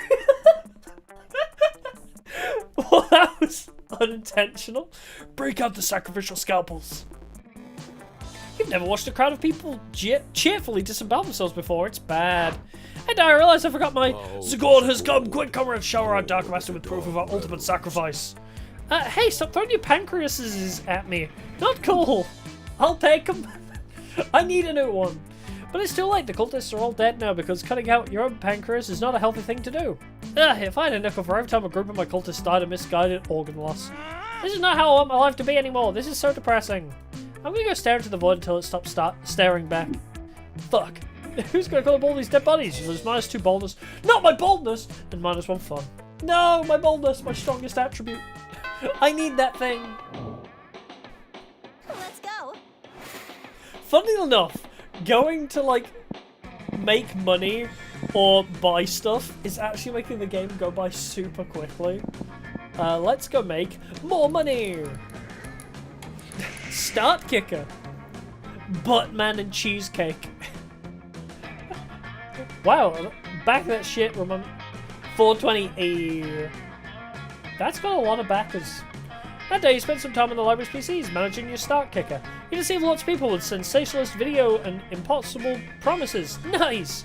You gain +100,000 money, but almost everything goes to cover costs, and you keep only +2 money. Jeez. Someone's catching you up. Wait, if I had a PR manager, would that have given me a shit ton of money? Damn it. Someone's catching you up on the latest development on Pirate Diet. On Pirate Diet and a spooky high seas. Oh, Pirate Diet is the I'm very confused about the spacing there. In a spooky high seas fanfic, when suddenly a portal opens up. Never fear, the interdimensional prince is here. I have come to claim my bride, or husband, or non-binary life partner using the terminology of their choosing. The interdimensional prince. I love when he pops up. He always had so much wacky drama. Wait a moment. Weren't you previously eldritch horror and subsequently trapped in a totem deity Zagord? Yeah, that was me. You devoured my grandfather molecule by molecule, turning every atom of his existence into 1,000,000 scarab beetles before crushing them and snorting their powdered corpses. Metal, dude. I'm so sorry, that's totally not me anymore. No, it's magnificent, and now here you are, in the body of a high school girl, but of legal age to consent, which is exactly my type. Which part of that is your type, huh? High school girl, but legal, is his type. Oh dear. Hi, I'm Chris Hansen. Take a seat. Come, my beautiful devourer of worlds, be my horrific bride. Oh no. Zoe is such a spooky high fan, she might agree to marry the prince just for fanfic purposes. Better stop this right now. Be careful, Zoe! Be careful! Zoe has been married 17 times before and eaten every one of her spouse's minds. Why get married when you can bounce on this trampoline? Valid argument. I gotta say. Shit, I'm not fun. Marriage or a trampoline? Why? Why would you even ask such a foolish question when we can have both? Are you suggesting that we exchange our vows on a motherfucking trampoline? Yes, my technical bosom-berry queen, yes I am. Did I just lose Zoe before week 6? Bro. They run over to the trampoline that is in this location for some reason because Spooky High and begin jumping. A ball opens up and an interdimensional impressive clergyman appears. Marriage! As he begins, as Zoe and the prince jump higher and higher, giggling with the joys of young love. Marriage is what brings us together today! It's like darts in Yu-Gi-Oh! Abridged. A marriage! Oh no! Oh no! We have jumped too high and yet another interdimensional officiant has been flung into the sun. This happens every single time I try to get married on a trampoline. How often do you try to get married on trampolines? Only the once, my love. You're my first and only marriage attempt, of course. I'll return for you another time. I mean, the wedding may be off for now, but you gave Zoe and the prince a super cute bonding moment and a rain check on their marriage. You lose minus 2 charm and minus 1. Not my boldness again, no! Take anything but my boldness, please. While Zoe and the prince gain a bunch of inside jokes about the time they bounced a priest into the sun. No! This is like the bad run. We had like the best run with Polly, and now we've got the bad ending. Hey, buddy. Hey, stranger. Hey, why don't you study and prepare for your future when you can come here and buy some witch instead, am I right? True. Anything you're interested in me buying? Oh, you're interested in Dragon Heat. I get fucking buy Dragon Catch Heat. you later. Nothing better than the smell of money. Well, actually, there are many better smells, but you know what I mean, right? No, I don't. Please elaborate. Okay, I won't get enough money to buy anything else, so let's just see if spamming her gets us anywhere. Hi, I must be in my shit hair wearing them all. The shit could be yours if you have the money, not me though. Oh, wait, we heard that one before? No. No. So you just came in to say hi? What a weirdo. Human Attraction is so last year. Wait, that's different though. Let's hang out with them all, please. Let's go. I bought so many things from you. Love me. Hey, let's not read this article on how money causes pocket cancer. No, you said that before too. My stuff isn't good enough for you. Not cool. You know what? Maybe you aren't good enough for my stuff either. No. Okay, maybe you can't romance the cat girl. Let's go. Oh, why is he here? No. Hey, Hi, stranger. It's been a while. Shit. I wish there was like a way to click her and like get a dialogue option every time, but... Well... I guess I was wrong. Let's go. Love me! Show me that money. Love me! Please! I just want a cat girl dolph. I want Khajiit. Let's go. Do I even try and send to prom? I'll just take myself and see if I get an achievement for that. Yeah, I just came in to say hi. What about it? Got a fucking problem with that? Let's go. You! Give me your money. I wish I could, No. but I don't have money. I just want to hang out with you. If she appears at the end, though, Let's go. because I feel like secret characters do appear as like a bonus. Oh shit, she's gone. Back to making money! Ah, we already had that event as well. You notice Zoe with a big grin on the amalgam of chaotic nightmares she has used to form her face. It's adorable! Ah, hey, guess what? My latest comic, Who Watches the Watchmen Have Sex, just got published in Weird Tales magazine. Who Watches the Watchmen Have Sex? I'm curious. Who does? I went so hard on it, and it's finally out there in the world. I think I've ruined this moment for me. Oh, fuck off! That sounds like a challenge! Leonard, come on, why do you always have to slide into my DMs, delighted moods? Because I must shed light on injustice wherever it arises. What about world hunger, global warming, income equality, human trafficking? You didn't let me finish. I must shed light on injustice wherever it arises, in the world of fandom specifically. Oh, cool. It's not cool, Zoe. It is not cool. The publishing houses are sharing attention on marginalized authors just because inclusivity. Why can I not read that word? Inclusivity is hot right now. I mean, look at you. You've got it all. You're purple. You're allegedly a woman. You come from a hideous dimension beyond mortal comprehension. Any magazine would die to be able to associate with you with this brand. She is very purple. Purple is hot this year. I mean, what? You've got fucking Matthew Lillard being William Afton. Help Wanted 2. Bruin. FNAF and purple is off right now. Popping off. But it's all a shallow marketing stunt, and what's worse, it's distracting from the real injustice that the liberal media is too scared to discuss. What about the artists who aren't part of some cool, sexy, underrepresented minority? What about us? How are we supposed to get recognized? I don't know, I feel like I've never seen a platypus before. If I was to entertain all the BS you just said, I'd say, I don't know, maybe through a combination of talent and the numerous connections and avenues you have available to you as a privileged member of society. Don't use the P word around me, Missy! I'm so privileged that how come my comic Zombie Sluts on Fuck Island still has yet to be published? I don't know, I can think of a few reasons. Because you spend all your time complaining about non-existent obstacles instead of getting better at art? Perhaps you have a point. Oh no, wait, I forgot you were a girl. This can't possibly be my fault. It's much more likely that the entire industry is biased against me. Oh, he's Twitter. I get it. Looks like there's only one way to solve this. Card games. Children's card games. You're way ahead of her. You select the only option that makes sense. Use the Calcraft sorting hat to determine the objective value of the two comics. For years you've possessed the Gem of Garato, a powerful artifact capable of raising 4 people from the dead. Why not resurrect 4 great artists and ask their opinions? You know what? Yeah, actually. I'm not smart. Never mind. You were saving the Gem of Garato to resurrect your family in case they all died tragically for some reason. But this seems just as important. You've reached into the Netherrealm and summoned Velázquez, Goya, Picasso, and El Greco. I know one of those names. Wait a second. These aren't famous painters. These are all the stars of Senior Regular Samurai Frogs, a classic cartoon from a simpler time. Velázquez, you like my comic better, right? Hey dudes, says Velázquez. Thanks for bringing us back from the hell in which we now reside, but you don't know anything about art, do you? Nope, says El Greco. All we know about is the Warrior's Code and eating lasagna. I knew it! Cute prank guy, but totally useless. Woof! Now what are you gonna do if your whole family gets killed for some reason? You lose -2 fun and -1 boldness. No!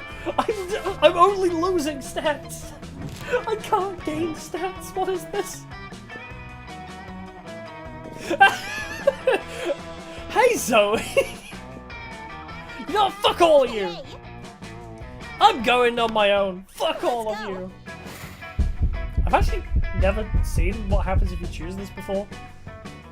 You asked no one to prom, you told yourself you didn't need anyone, and you know, on a theoretical level, that's completely true. But this just seems like a way of avoiding potential rejection. We all fear rejection, sweetheart, but it's a part of life. Victory is for those who try, and you haven't. I've got an achievement called Forever Alone. Prom night is here, and you can't help but wonder if you had a chance with any of your classmates. Those who fail have at least tried, and tonight, you failed in your own way without even trying, which is some kind of twisted merit in its own right. Doubts will haunt you till the day you die. I'm already dead though, I'm a zombie. Prom was a once-in-a-lifetime opportunity, and now it's gone. Oh no, wait, this is a video game. You could try and play again. Lucky bastard. I'm the best at being alone. And we don't have a poly quote today. That was so pointless. Alright. One more try. Ooh, Calculaster uploaded his mind into the net and finally became the internet. He became the internet. Now Server the Web is 200% nicer. Polly graduated from doing lots of ayahuasca, and now she appears to be hallucinating people and acts as their spirit animal. God, I wish she was my spirit animal. Miranda used her vast knowledge of surf to get a job handpicking the best surfs for other people. Unsurprisingly, she ended up leaving her surfs to do the work. For those 6 weeks, the monster problem seemed larger than life, and then it was gone just like that. Yep. Can I skip this? We've seen this now.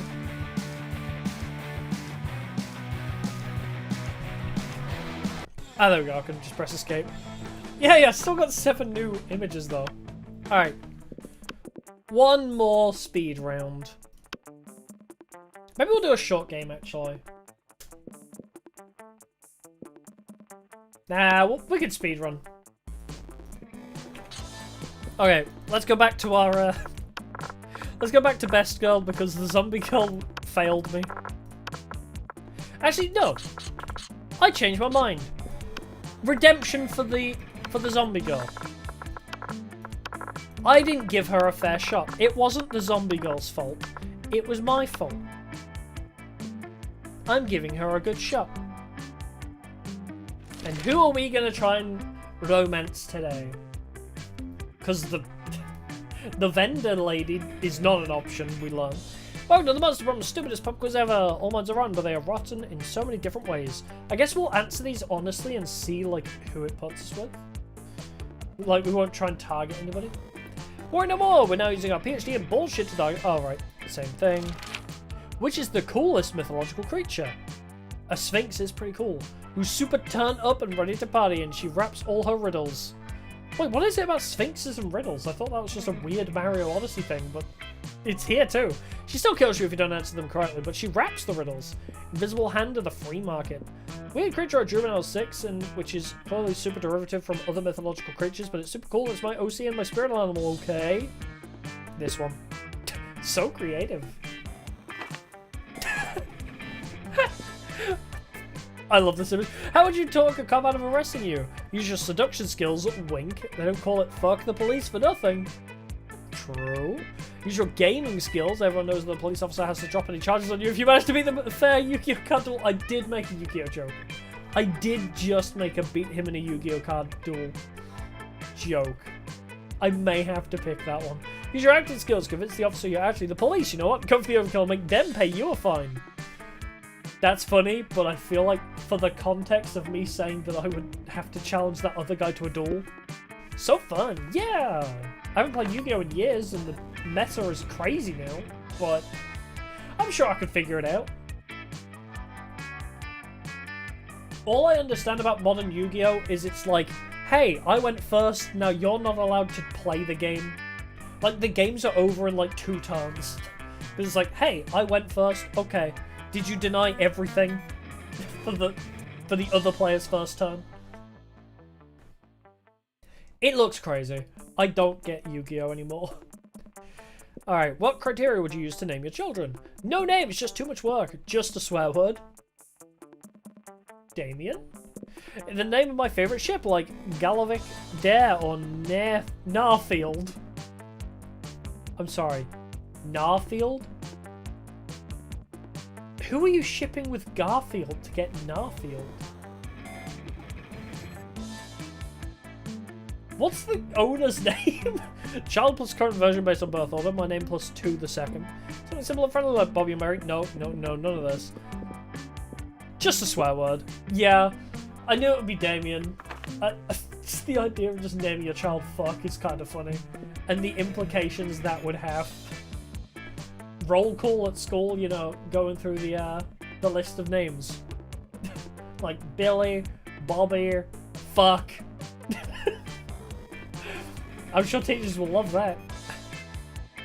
What would be your dream first date? Professional meeting where you charm your date with some astonishing business advice, sexy decompiling, a sweaty and manly wrestling match, an art exhibition experimental enough to give you a seizure, a lovely walk in the forest after rescuing your date from a dragon. I mean, how can you beat saving your loved one from a dragon? Let's go. Alright, what do we got? So we got 9 smarts, like no boldness, 7 creativity, 3 charms, 7 fun, money. I feel like boldness like appeared a lot, so maybe we'll try and up our boldness. Plus, we are trying to hang out with Damien. I feel like Damien will need a lot of boldness to do some of the crazy shit he does.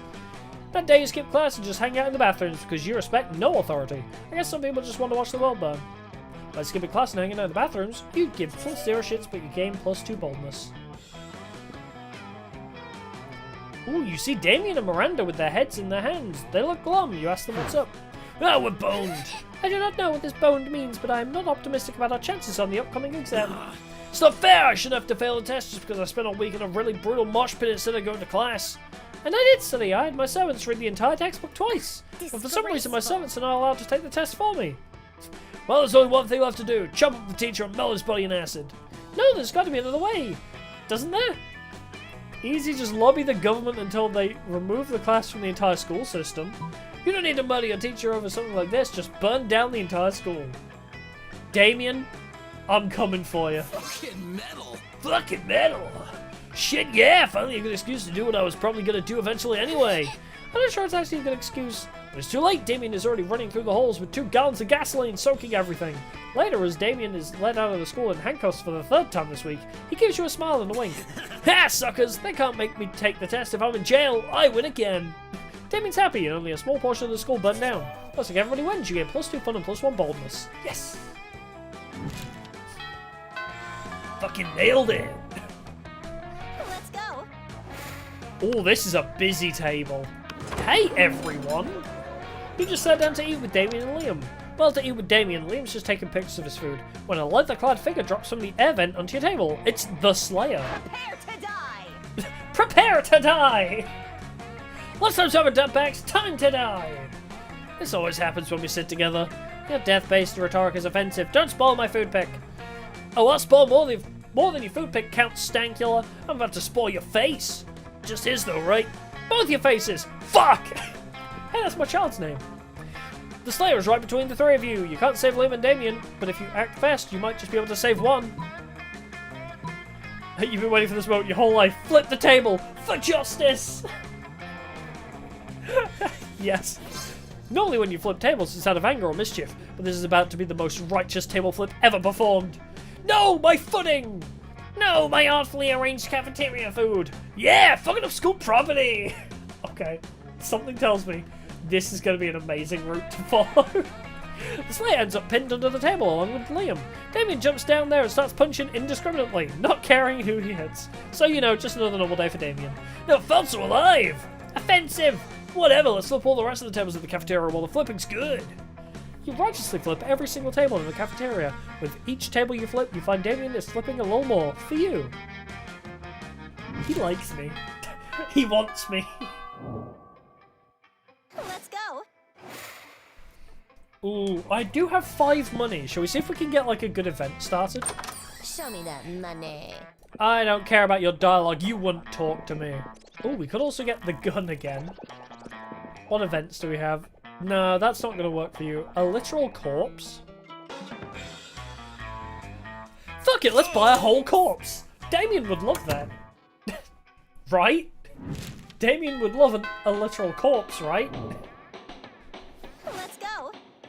Oh, Damien! Where do we think Damien would be? I guess it doesn't matter, we just go for stats, right?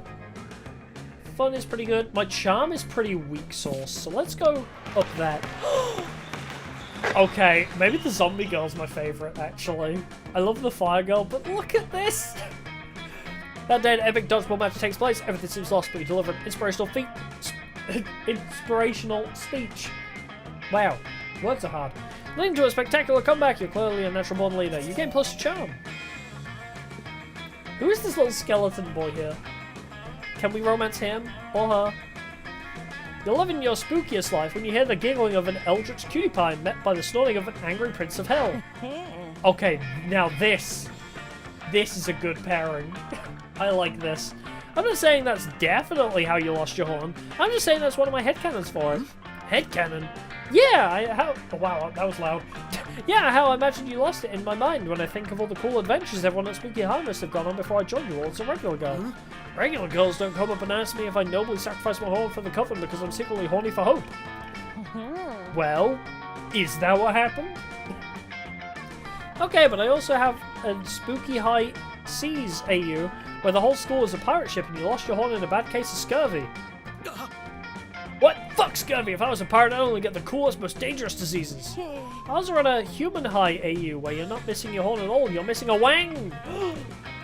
How's a horn an analog for a wang? Also, don't answer that. Stop making up cannons above my head. The only cannons I like are the ones with 2 ends. Okay, took me a second. I'll happily stop making up headcanons if you tell me the real story. God, she's just pursuing like the backstories of everybody. She was after how did Polly die, now it's how did Damien lose his horn. I don't like any of these options. You could just tell Zoe that Damien lopped off one of his horns to piss off his dad's. You feel like you heard that somewhere. But friends don't tell friends their other friends' horny secrets. This looks like a job for lying. And maybe, just maybe, you can use your answer to impress one or the other of your very attractive classmates. As we all know, demon horns are a powerful aphrodisiac. It's not hard to imagine how Damien lost his wink. I love that option, but Damien, you will be mine. Who gives a fuck how Damien lost his horn? You should see what the other guy lost. It was most things. Whoa, that's crazy. Fuck yeah! That's fucking right. You should have seen the other guy. Guys, there were 5 of them. 5 guys? Oh my god, the word? Tell me all their names. I'm going to write them all down and include plenty of details so everyone knows how true the story is. Yeah, totally. They're all giants and the names were Star Eater, Monstrous Monk Nightmare, Death Fucker, and Beast Mode and Hope Killer. You finish for him. And the two of you quickly proceed to yes and the fuck out of the situation. You're talking about Death Fucker's shotgun, which is also a shotgun that shoots shotguns that shoots lasers. And the laser's on fire, and the fire is poisoned, you continue. And the poison's better than the blood of Beast Mode because I killed him first. You know, this story's getting a little bit derailed. This is all so interesting and important, and every single one of this super accurate story is going into this fanfiction. It's going to be the most accurate, spooky high fic ever. I can't wait for the whole world to hear about that time that Hope Killer paid for taking his home with his life. And with his $1 trillion inheritance you'll come into in a few years, so everyone should fear you now. Fucking metal. You'd think that after being a nightmare deity for a few centuries, she'd be a little harder to fuck with. Don't get me wrong, it's fun having someone around who I know did more murders than I did once upon a time. She could just be a little much. Instead of worrying about whatever crazy shit she's gonna write about my missing horn, why don't you and I focus on everything I have that isn't missing? Wow, it's only week 2, Damien. Damn, that includes at least 4 limbs, his other horn and his junk. Awesome! You gain +2 charm and +1 smarts. I'm doing so well in stats this time. Let's go. This makes up for the horrible thing we did last time. Fuck this guy. What? Is he actually a romance option? This worries me. If anybody would actually romance him. It's like, I wouldn't trust somebody that says Hifumi is their favourite character in Danganronpa. You know? Like, if someone is like, oh yeah, my favourite character is Hifumi, I just love how round he is and how much he loves that one anime. And being a creep and a simp for... To be fair, I can respect the being a simp for Celeste. To be fair. You were up to see Damien closely inspecting Zoe's body. Not like that, you pervert. What'd that mouth do? Okay, that sounds bad, but wait for it. Oh, that one? That one is for eating whole live birds. And that one? Crush up the tiny little bird's bones that the other mouth spits out. What about this little mouth? What about this mouth over here? That's for screaming obscenities undetectable to human ears. And what about this one? That one's for... I don't actually know. I don't think I ever noticed that mouth before. I've had so many forms throughout the years. Unknowable void, eldritch deity, totem being sold by young cat girl. That seems awfully specific. Gelatinous monster. And now you got this sick new mouth that we get to decide a function for. We? I'm not just going to take suggestions. Actually, no, wait, that sounds awesome. I will now take suggestions for what to do with this mouth. Time to come up with a brilliant mouth use that will clearly impress one of these charismatic and dateable classmates. Maybe one day this mouth could become the dire kissing mouth. Maybe a little kiss. What about a scream puke mouth for all those times when screaming or puking alone just isn't enough? I feel like this is for Zoe. I would love to say this if I wasn't pursuing Damien and his sweet denim jacket. Wait, you could do that? Well, the realm inside my many mouths is an improbable nightmare dimension which bends to my every whim, so sure. But how? I've been trying for years. And the best I've been able to do is salivate while sounding vaguely upset. If I could scream puke, why, I could finally express how I truly feel about child beauty passions. Valid. Just to be clear, you can't do it. This is my mouth, so I'm the only one who can do the screaming and the puking. I know. That's just something I'll just have to come to terms with. But do you think you could scream puke just one time for me? Well, please. Fine, just help me out here. Give me something disgusting to think about. Oh, toe fungus, hog lagoons, crony capitalism. Scream Blair. It's so beautiful. They should have sent a poet. What they do send is Crazy Martin, the werebear janitor, to clean up all the puke, while you and Damien grow a little closer. Thank you, Zoe. I appreciate your assistance in my pursuit of Damien. Let's go. Alright. What do we want to level? Probably boldness still. How is boldness my lowest stat still? That day you visit the bathroom, sticker number 2. Don't worry, there won't be an illustration of that specific moment. Thing is, you make one of the boldest decisions in life. You don't put paper on the toilet seat before using it. Look at you crazy bastard. You get +2 boldness and probably +1 staphylococcus with a slight chance of +1 STD. I wish it came up like +1 STD under the bottom there. While doing all that, you've been carrying your newly acquired corpse as if it was a totally normal thing to do. But some people seem to think otherwise. Whoa! Wow, 3 of my favourite people are here. Oh no, it's the 4 most hateful people in school. Why are you carrying a corpse, idiot? She called me an idiot. I love her. Psh, what a shameful display of distaste. Yeah, what a noob. Carrying around corpses is for noobs. Oh, a corpse. I love corpses. Also, I'm super drunk. Okay, the 3 most hateful people in school and Polly. I love that. I just want more endings with you now. As a school's social elite, we disapprove of this. I'm the head of the hierarchy and I can't condone such stupidity under our domain. I'm the taste of the hierarchy and I don't appreciate such... What is that word? Puerile use of a corpse? Also, lesser known fact about corpses, they smell. I'm the fist of the hierarchy and I want to punch you because punching people is what I do.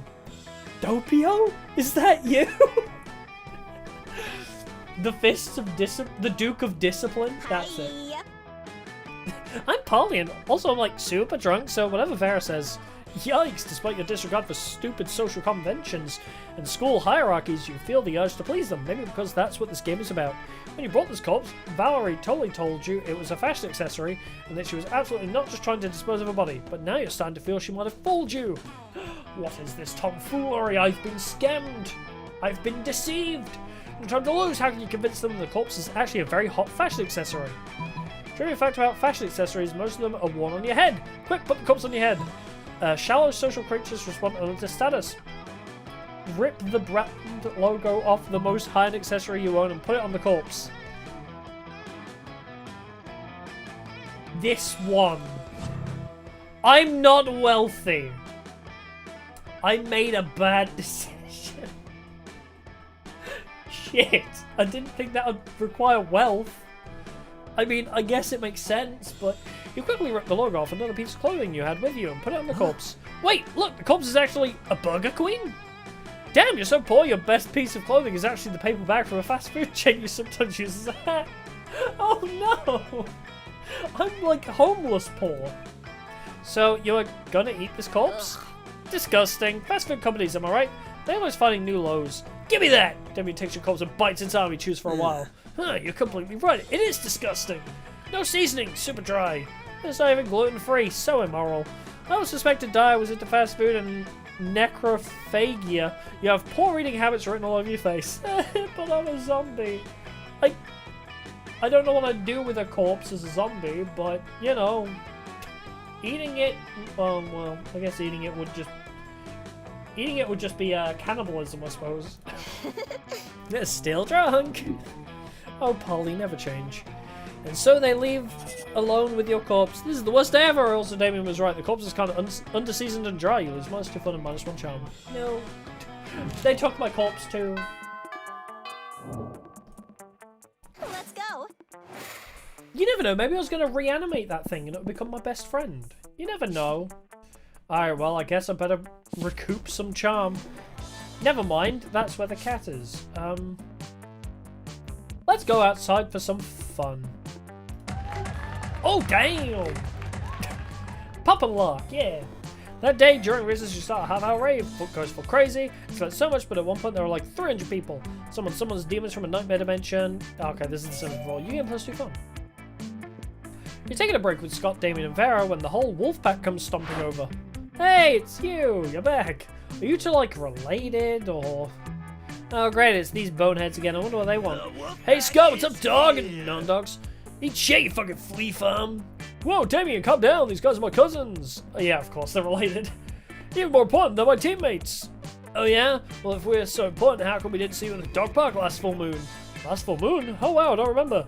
I was at the bowling alley with Damien and Vera, and then it was the next morning, and I was naked and covered in blood.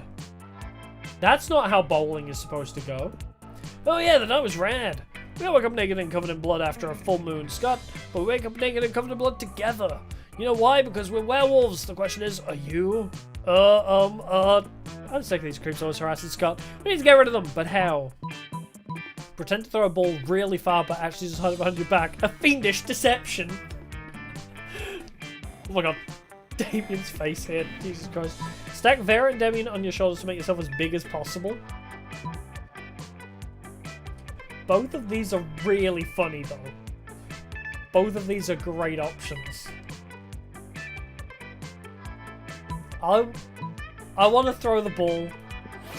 Yay, I'm smart! With hands as swift as your wits, you snatch up Scott's football, which he always has, obviously, and execute the maneuver. The football, we gotta catch it, where'd it go? I'll get it, I'll kill it! The Wolfpack sprint off in the direction you pretend to throw the ball. Scott starts to chase after them, but Damien stops him. Psst, dude, look over here, we've had the ball the whole time. Whoa, what? How did you throw it through a dimensional portal? Yes, we bent the fabric of space and time just so we could give you back your ball. You guys did that for me? Wow, you really are my best friends. Scott lies down to chew happily on his football while you bask in the warmth of your good deed. You get +2 creativity and +1 charm. Scott's kind of adorable. They're all so silly. Let's go. Who the hell are you? Who the hell are you? So many new faces. Oh, the goth chicks are here. And also Vespa Noir. But Damien's here, and also whoever the fuck this is. When you get to Damien and Zoe's table, you find yourself in the middle of a pretty tense situation. Dahlia and Damien are sitting right next to each other, chewing their lunches way too hard and furiously ignoring each other. Zoe is staring excitedly at the two of them, phone out, ready to film. OMG! Is this it? The final showdown between Stormy Blue Nightmare Dahlia and Spicy Red Baby Damien? Wait, baby? I guess he is baby. He's my baby. Isn't it the day the Equinos finally claimed the 8th circle of hell? Alright guys, I've got my phone camera ready and rolling. You can start the bloodbath whenever you're ready. Any second now. Go get a life. Give us a fucking break, will you? We're not going to resolve the centuries-old dispute between our families in the cafeteria. It's anticlimactic.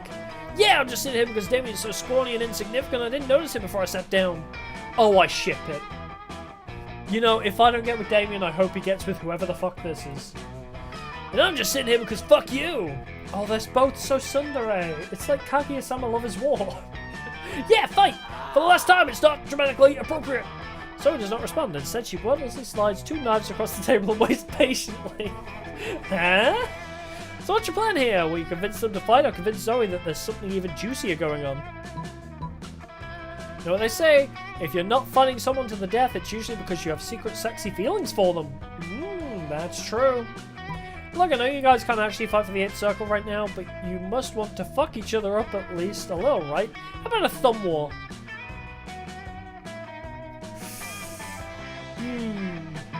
I like the super sexy secret feelings though. What? What? Number 1, I don't have feelings. Number 2, if I did know there would be secret sexy feelings for this blue raspberry crap copter.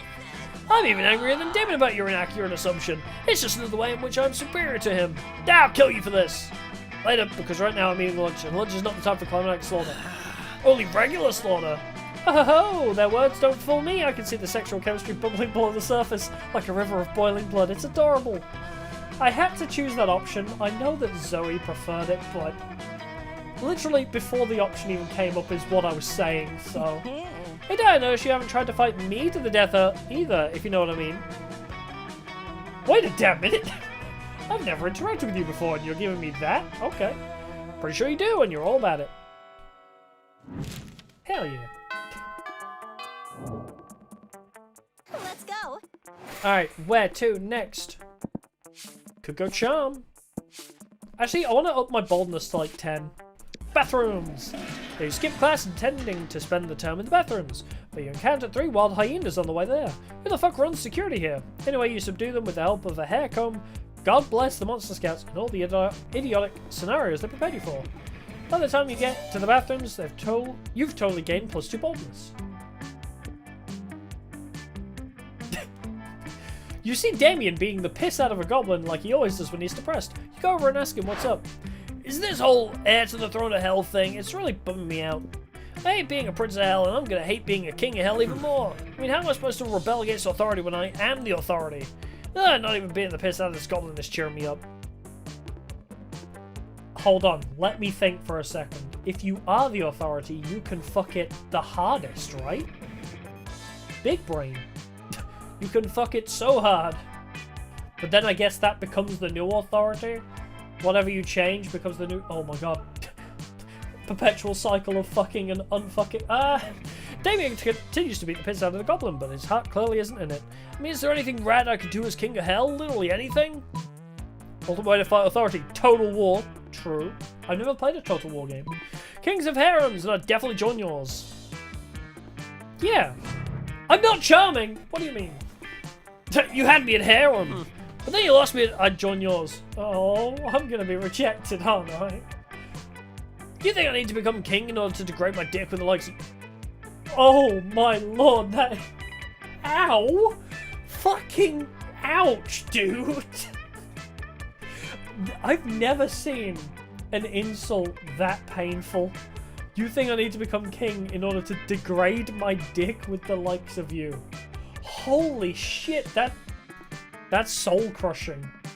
It's one thing to get friend zoned, another thing to be like, I won't fuck you because I'm not degrading my dick to that. Bruh. No, listen, the reason we're not fucking right now is because I don't want to fuck you. Because you're ugly. I got that. Get a life. Let's slither away before I stop being polite. That was polite. And my boldness I just gave you, asshole. We're not gonna date Damien, are we? Let's go. If we date Damien after he called us ugly, I'll be very surprised. Okay, I need my charm back, please. Or is it a situation like we had with Zoe, where he actually is insulting me because he likes me? Ah. The match is so intense, but yada yada yada.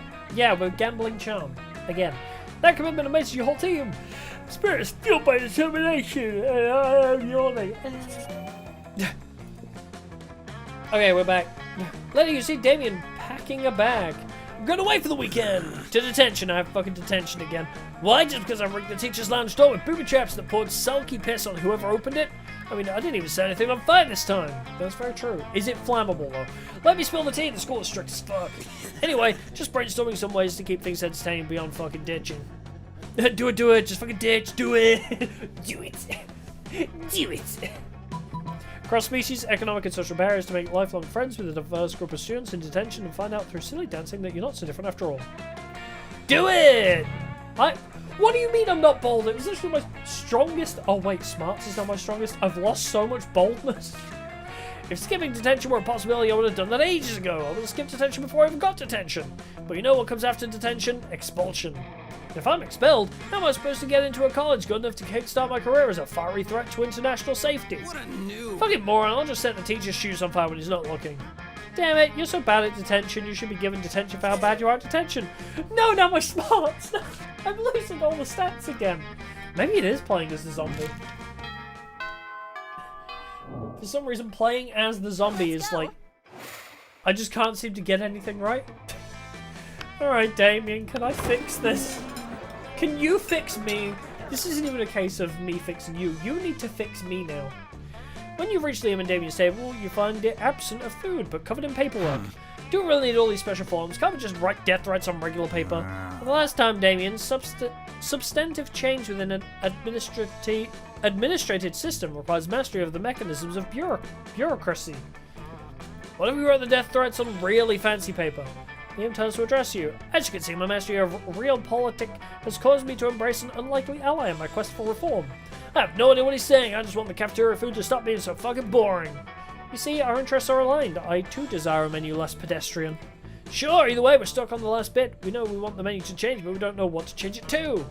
Yes, we have indeed encountered a culinary block. Perhaps you could suggest something appropriately artistic. Bowl of knives. Fucking metal, dude. I didn't even need to read the other one. It was something about an empty plate. Now that's interesting. Knife seems a bit... Why do you have to use fancy words I don't understand? You and your fucking man bun. Seems a bit didactic? We'll see how didactic it is when I'm stabbing faces with a bowl full of knives. You don't know what didactic means, do you? Neither do I. Rad. Nope, but I do know how funny it'll be to watch a bunch of nerds try and finish a knife bowl. Damien's application to add knives to the menu is a success. He starts holding daily knife eating contests. There are no winners except Damien, who thinks it's hilarious, and you, who came up with this. Sweet! Do you think we recovered from the whole "you're ugly" situation? Let's go. Probably not. Let's go try and recover some more boldness. How many times do I need to hang out in the bathrooms to get my boldness up? Jesus. That day you skip class and just hang out in the bathrooms. Ooh, on the way there you run into Mamimi, the Oni girl. She offers you some of her weird Japanese energy drink. Is it her pee? You take a sip. Tastes crazy as hell. You need to check the contents of this shit. Guarana seed extract, benzoic acid, 50 milligrams of caffeine, and 100 milligrams of boldness. Oh, it was about $1. You get +2 boldness. Thank Mamimi and proceed to the bathrooms. Sweet. Calculaster wanders in. He likes to pretend to pee because it makes him feel alive. But some step when he sees Damien and Vera. What Damien and Vera doing? Was that a robotic scream? Sound like R2-D2 scream? Friend Damien, friend Vera, why are you affixing a battle axe to the chassis of a small and lovable robotlet? Calculaster, just the machine I wanted to see. Help us cover this robotic weapon so we can win Season 16 of bot battles. I am not sure that this is a good idea. But our goals are noble. I intend to spend the prize money on an elegant jacket made of several seals. Yeah, and I just want to fuck up a bunch of nerds' property. I'm sorry, pals, but I do not support bot-on-bot violence. Suddenly, the tiny killer robot springs to life and embraces Calculator's leg with its scorpion claws. Papa, it chirps. Ooh. His name is Computerance, and I must protect him. He's got a heart emoji. That settles it then. Better come up with an unbeatable strategy to make sure little Terrence doesn't get hurt in the tournament. Ooh. Upload subversive propaganda to the other robot CPUs while they're busy revolting against monsterkind. Computerance can destroy them all unopposed. Disguise him as a human so he's protected by the first law of robotics. Fucking genius. I'm not smart. Never mind. Emotion found. Confusion. How does this plan relate to the first law of robotics? Because they can't harm humans. You know, Asimov's first law, a robot may not harm a human or through inaction allow a human to come to harm. What? That sounds fucking lame. It is also inaccurate. Asimov was a hack. Oh, I'm sorry. I was going by real life logic. The actual first law of robotics is you do not talk about robotics. Shit, I should have known. Never mind. A rule which we have now all violated. Preparing to sanitize the immediate area with fire. Wait. When the flames clear, Calculaster is gone and so is little Computerance. How dare he! Now we'll never get that prize money. Well, at least we got to be on fire, right? Sure. These bonus to... No! God damn it! Stop! I can't stop losing stats. What the hell is this? Let's go. I guess I'll go outside and try and recover some fun. One day during recess, you start a half-hour rave that goes full crazy. You spot Juan, the small magical Latino cat, who seems a bit sad. Do I not have enough stats anywhere to, like, choose the right option anymore? Am I, like, stuck? I feel like every option I choose, I don't have enough stats to perform. He explains to you that he's worried people are so used to calling him Juan the small magical Latino cat that now everyone defines him only by his size, magicality, ethnicity, and species. He's more than that. You correct him, you don't see him in such simplistic terms and convenient definitions. It's just that there are around 23 other different Juans in the school, so adding all that to his name is quite necessary. Quite necessary. You tell him you'll never forget about him and the crazy adventures you both lived together in Monster Prom's prequel, Monster Middle School. That has not been released. You have a great time remembering those crazy stories. You gain +2 fun. Maybe that's the one after Road Trip. You're doing your thing when a wild Damien suddenly appears. Hey you look like you have nothing better to do. I need a mount. Oh. Sorry, that stun locked me. You need a mount for the prom because walking is for losers. I read that as not the mount you were thinking of. It was because I lost my driver's license after I drove my motorcycle through another Sunday school picnic. But I won't take just any lame-ass mount. I need the best creature in hell. What's it called? A manticore? Let's get a manticore for you. Let's brainstorm. If you don't answer in the next 10 seconds, I'm putting a bit in your mouth and riding you. Is saying nothing also an option? Why is say nothing not an option? Just like, okay. That don't sound so bad, actually. We're talking hell here, so a goat, but not just any goat. A goat's a real asshole. What about that giant gelatinous 50-nosed creature at your house that spits bile and eats corpses? That one. God damn it! Are you talking about grandma? That's your grandma? Oh, fuck. You want me to run my grandmother into prom? Don't want it like that. Would you ride your... God damn it, I knew that was coming. Would you ride your grandma? Oh shit, what if they think she's my date? It's bad enough I have to feed her and bathe her every night. You know, you look about the right size to be a grandma treat. I'm pretty sure that's not a compliment. You flee before you can find out for sure. And I'll lose -2 charm and -1 fun. I'm not dating Damien, am I? Well... Let's go. This is a fine pickle, isn't it? Hey Damien, I'm gonna... Because I don't know when to give up, I'm gonna keep pursuing you. You sit with Zoe and Damien. Damien seems angry, but in a low energy way, which is very weird for him. You feel the urge to check. To be fair, if I didn't have the blanket, I don't think I would have got with Polly either. Maybe I'm just bad at this game. Don't talk to me, fuck mice. I have a cold and I feel like shit and I just want to drink my soup and murder someone. What's that adorable little cup you're drinking from? What? This cup is not adorable. It's a trophy that I took from a super buff dude after I killed him. It says #1 son of all hell on it. Aww. Yeah, well maybe the buff dude was the #1 son of all hell before I killed him and took his soup mug. Shut up, don't look at me. Okay, well if you have no sentimental attachment to it, I guess you'd sell it to me for 100,000 money. Yeah, right, like you have that much money. Dude has an ultra deity devouring souls for centuries. You think I never took their swag along the way? Give me the cup. Could I have that money?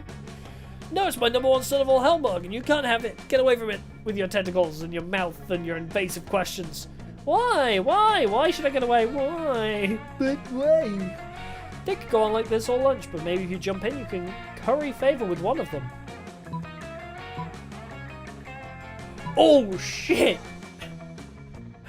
Leave Damien alone, Zoe. He can't sell or give this cup away because he's under a terrible curse that means he must keep it in his possession. It has nothing to do with paternal love. Of course, this cup couldn't belong to Damien. He's the #8 son of all hell at best. Ooh, okay. What would Damien like? Do we need to debate him into being like, actually, it is my cup, or... I feel like we need to kind of play to him. It's like, yeah, he just can't get rid of it, Lamel. Fucking man. Yeah, okay. That's fucking right, it's a curse, a crazy, crazy curse. A curse? Yeah, I love curses. Tell me everything. Oh, well, you see, if I were ever to give away my #1 son of all hell cup, my skin would turn itself inside out, my eyes would disintegrate, and I'd stop believing in the effectivity of getting vaccinated. Weird addition there. That's so cool! Well, Damien, that sounds like a really powerful curse. I'm glad you've kept the adorable cup for non-sentimental reasons. Yo, Dyer, that was cool of you. Thanks. I feel 8% less sick now. Yes! Hopefully 8% less sick translates into some good prom date potential. Me too. Me too, buddy. Because we only have one more week to woo him. So... maybe I'll just say fuck charm and try and pursue boldness more. Oh! You know what? I'm taking the gift. Thank you.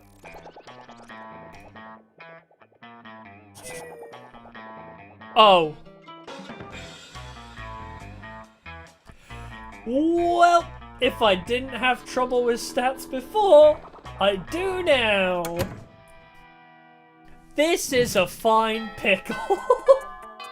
I didn't know you could lose literally all your stats. Huh. What the hell do I do in this situation? Where do I even go? You know what, fine, fuck it. Make money. Blueberry 32. That day you spent some time on the library's PCs, gambling is stupid. Oh, but who cares? This time it paid off. I get +2 money. You're chilling out, not murdering anybody when Damien slinks up to you. He's holding a large sack with the words "definitely not a corpse" written on it. Hey, I have one of those too. Noob. Hey, you're not gonna believe this, but there's definitely actually a corpse in this bag. You never would have guessed. Now here's the thing, I'm not saying I'm exactly responsible for making this corpse. My throat hurts doing Damien's voice. At least not without my lawyer present. But let's just say, he and I apparently had very different definitions of rock, paper, scissors. Anyway, I'm not interested in going back to jail, so I need you to help me hide this body real quick. It'll be an extremely attractive thing to do. Well, when you put it like that, although my stats, are not favourable for this decision. Luckily, hiding dead bodies is kind of your thing. You share your brilliant solution. Disguise them as a drinking fountain. Just chuck them in my garage. It'll blend perfectly with my collection of vintage dead bodies. Well, you know, because I already had a dead body, I thought maybe it would, like, you know, let it slide. You throw the corpse in the back of Damien's dread chariot and hoof it over to your garage. Holy hell, are all these yours? Some of these are real classics. Michael Jackson, Alf, Pope John, Paul I. Wait a second. These are all people I murdered. Have you been stealing my murders this whole time? All this time. Wait, you killed Michael Jackson? Okay. All this time I thought you were a super cool serial killer, but you're really just a low-life kill stealer. No! Go get a life. Shame on you! Get your own murder victims. Damien storms out of your house, smoke literally coming out of his ears. Well, you can get minus stats. No, I was just about to say, well, at least my stats can't get any lower, but they fucking can. No. My stats could get worse. Who the hell are you? Oh, well, I guess I'm at this table anyway, because Damien's here. You find Scott and Damien shoveling hot dogs and mashed potatoes into their mouths while Coach cheers them on. Believe in yourself. Oh my god, it's Tony the fucking Tiger. Go, boys, go! Munch your way to victory! Ah, there's no truer sport than an eating contest. They're great! 10th crotch! Looks like it's a pretty fair fight so far, but where's the fun in that? Time to step in and tip the balance. Slather Damien's dogs in holy ketchup. Ooh, that would hurt. But maybe he likes it spicy. Distract Scott with surprise fireworks. No, that's mean. But also, Damien. What the hell? You were planning on setting off these fireworks in here anyway. You let them rip. Hey, stop that. Who did that? Who's making noise? I'm yelling because I'm scared. They found us, Scott, the Viet Cong. Oh lord, it's them all over again. Scott and Coach flew the cafeteria. Damien lets out a sigh full of equal parts relief and mashed potatoes. Thanks. I was just eating like I normally do when these two idiots came over and turned it into a sport. It's not my fault I eat so fast. I got a little furnace in my stomach. For reals? Damien lets you have some of his half-chewed hot dogs. Nice. Some would say that's almost like making out with him. It's definitely more than an indirect kiss. What can I even do? What? There's no salvaging this. What could I possibly do? Lose more boldness? Let's try and get some boldness back. That day you skip class and just hang out in the bathrooms. But you don't stop there. You want the world to know how reckless you are for the rest of eternity, so you do some graffiti on the wall. No way! Graffiti says, I'm bold as fuck, and you know what? It turns out the wall is a magical wall that grants wishes. What a wall! A deep voice resounds from within the wall and says, well, not bold as fuck, but maybe a bit bold. And then you gain +2 boldness. Sweet. Oh boy, that's an opinionated wall. Anyway, lucky you. Of course, no trip to the bathroom would be complete without running into a group of your classmates doing something stupid. Polly! Damien, you're the worst. I know, right? She means that in a bad way. Did you really have to set fire to our entire deck of cards? I don't know, did the deck of cards have to keep dealing me shitty hands? Not necessarily. That's not how probability works. Well, then I guess I didn't necessarily need to set it on fire, because since when has that stopped me? Well, now you've stopped us all from playing poker. Now what are we going to bet on? Mama needs a new pair of shoes. What is that a reference from? Because I remember it in Leisure Suit Larry 7, but I didn't realise that was a reference then. Where did that comment originate from? I'm super curious. Yes, and I derive an almost sexual pleasure from taking your money, so what's the new game? Oh, you know the perfect poker alternative. Both of these are great options, Russian roulette or the stock market. You know what? Literally dying is like two of these people's favourite things, so... Well... You know that boldness I just gained? Say goodbye to it! Oh yeah, why didn't I think of that? That used to be my favourite game before I died. I even brought my own gun! Hell yeah, I love firing guns at myself, and others. But, hey Vera, why don't you go first? But I don't really... What are you, chicken? Look, I'm tossing +50 money into the pot. Fine, give me the gun. Okay, I'm just going to spin the chamber and then... Vera suddenly points the gun at Damien and Polly and shoots them both. But Damien's immune to bullets that aren't silver, and Polly's already dead, so the gunshots don't do much. What the hell? That's cheating! Cheating, there's only supposed to be one bullet in the gun. One bullet? What's the point of that? Then the gun hardly ever goes off. You know what? I even said two of these people like pain and dying. I probably should have expected them to play Russian roulette like Nagato from Danganronpa. That's the point, you guys. No, I'm not immune to bullets, right? For real? Let me see. Dammit tries to grab the gun from Vera and gets shot several more times for his trouble. You decide to leave before they remember this is your fault. Oh, okay, I didn't lose boldness. I just have minus every other stat. -2 fun and -1 whatever the other.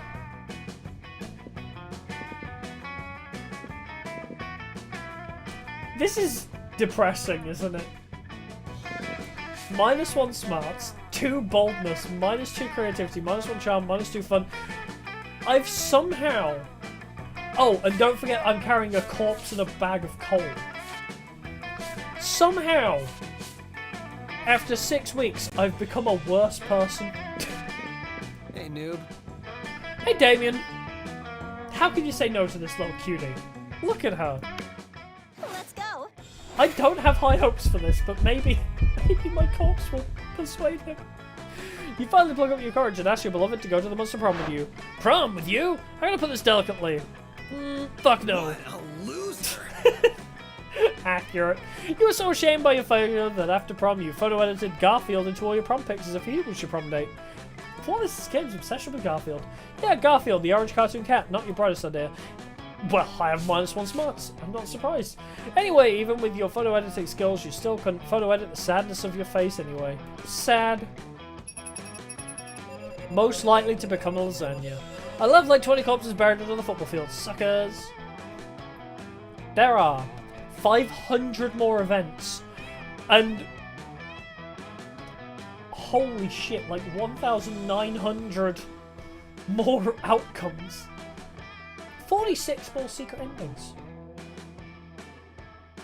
Holy crap, this game, there's a lot to this game. And I suck at it. Well, you know what? 1 out of 3 ain't bad.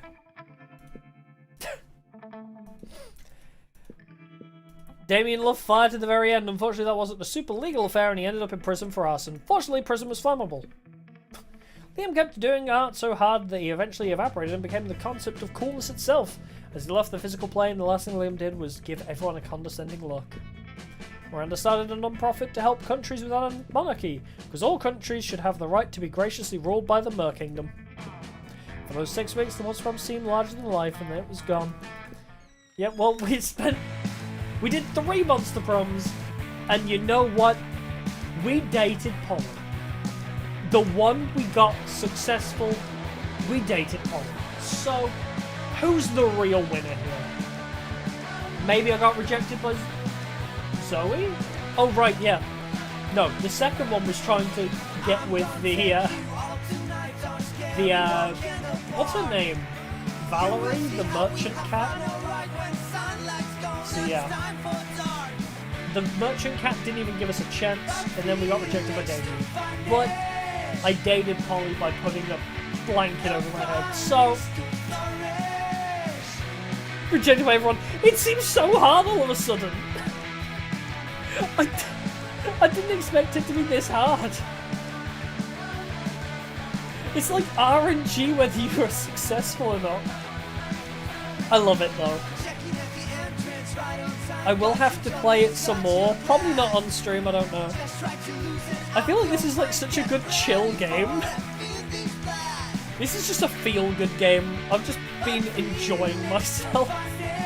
I feel like this would be great if I had like a few people to play with. Abadan was in this? Oh shit, I didn't hear. I guess we didn't see him. Oh my god. Well, I love this game, but I suck at it. But I got the one I came for, so... But yeah, I guess we can leave it at that though, for the day. We had 3 proms and dated somebody for one of them, so... At least it wasn't a total failure. I remember, right, so... I don't know when I played it, but I remember playing it ages ago. And I remember the one ending I got with Polly, which... This is why I fell in love with her, by the way. Just FYI. The first ending I got with Polly was she, like, cleans up her act and we, like, watch the sunrise or something. It's, like, adorable. Like, she's like, oh, you know what? Maybe I'm gonna quit all the drugs. And, like, she, like, gets clean. I literally fixed her. And we watched the sunset together.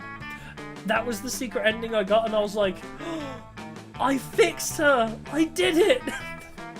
And I've loved her ever since. She is my I can fix her.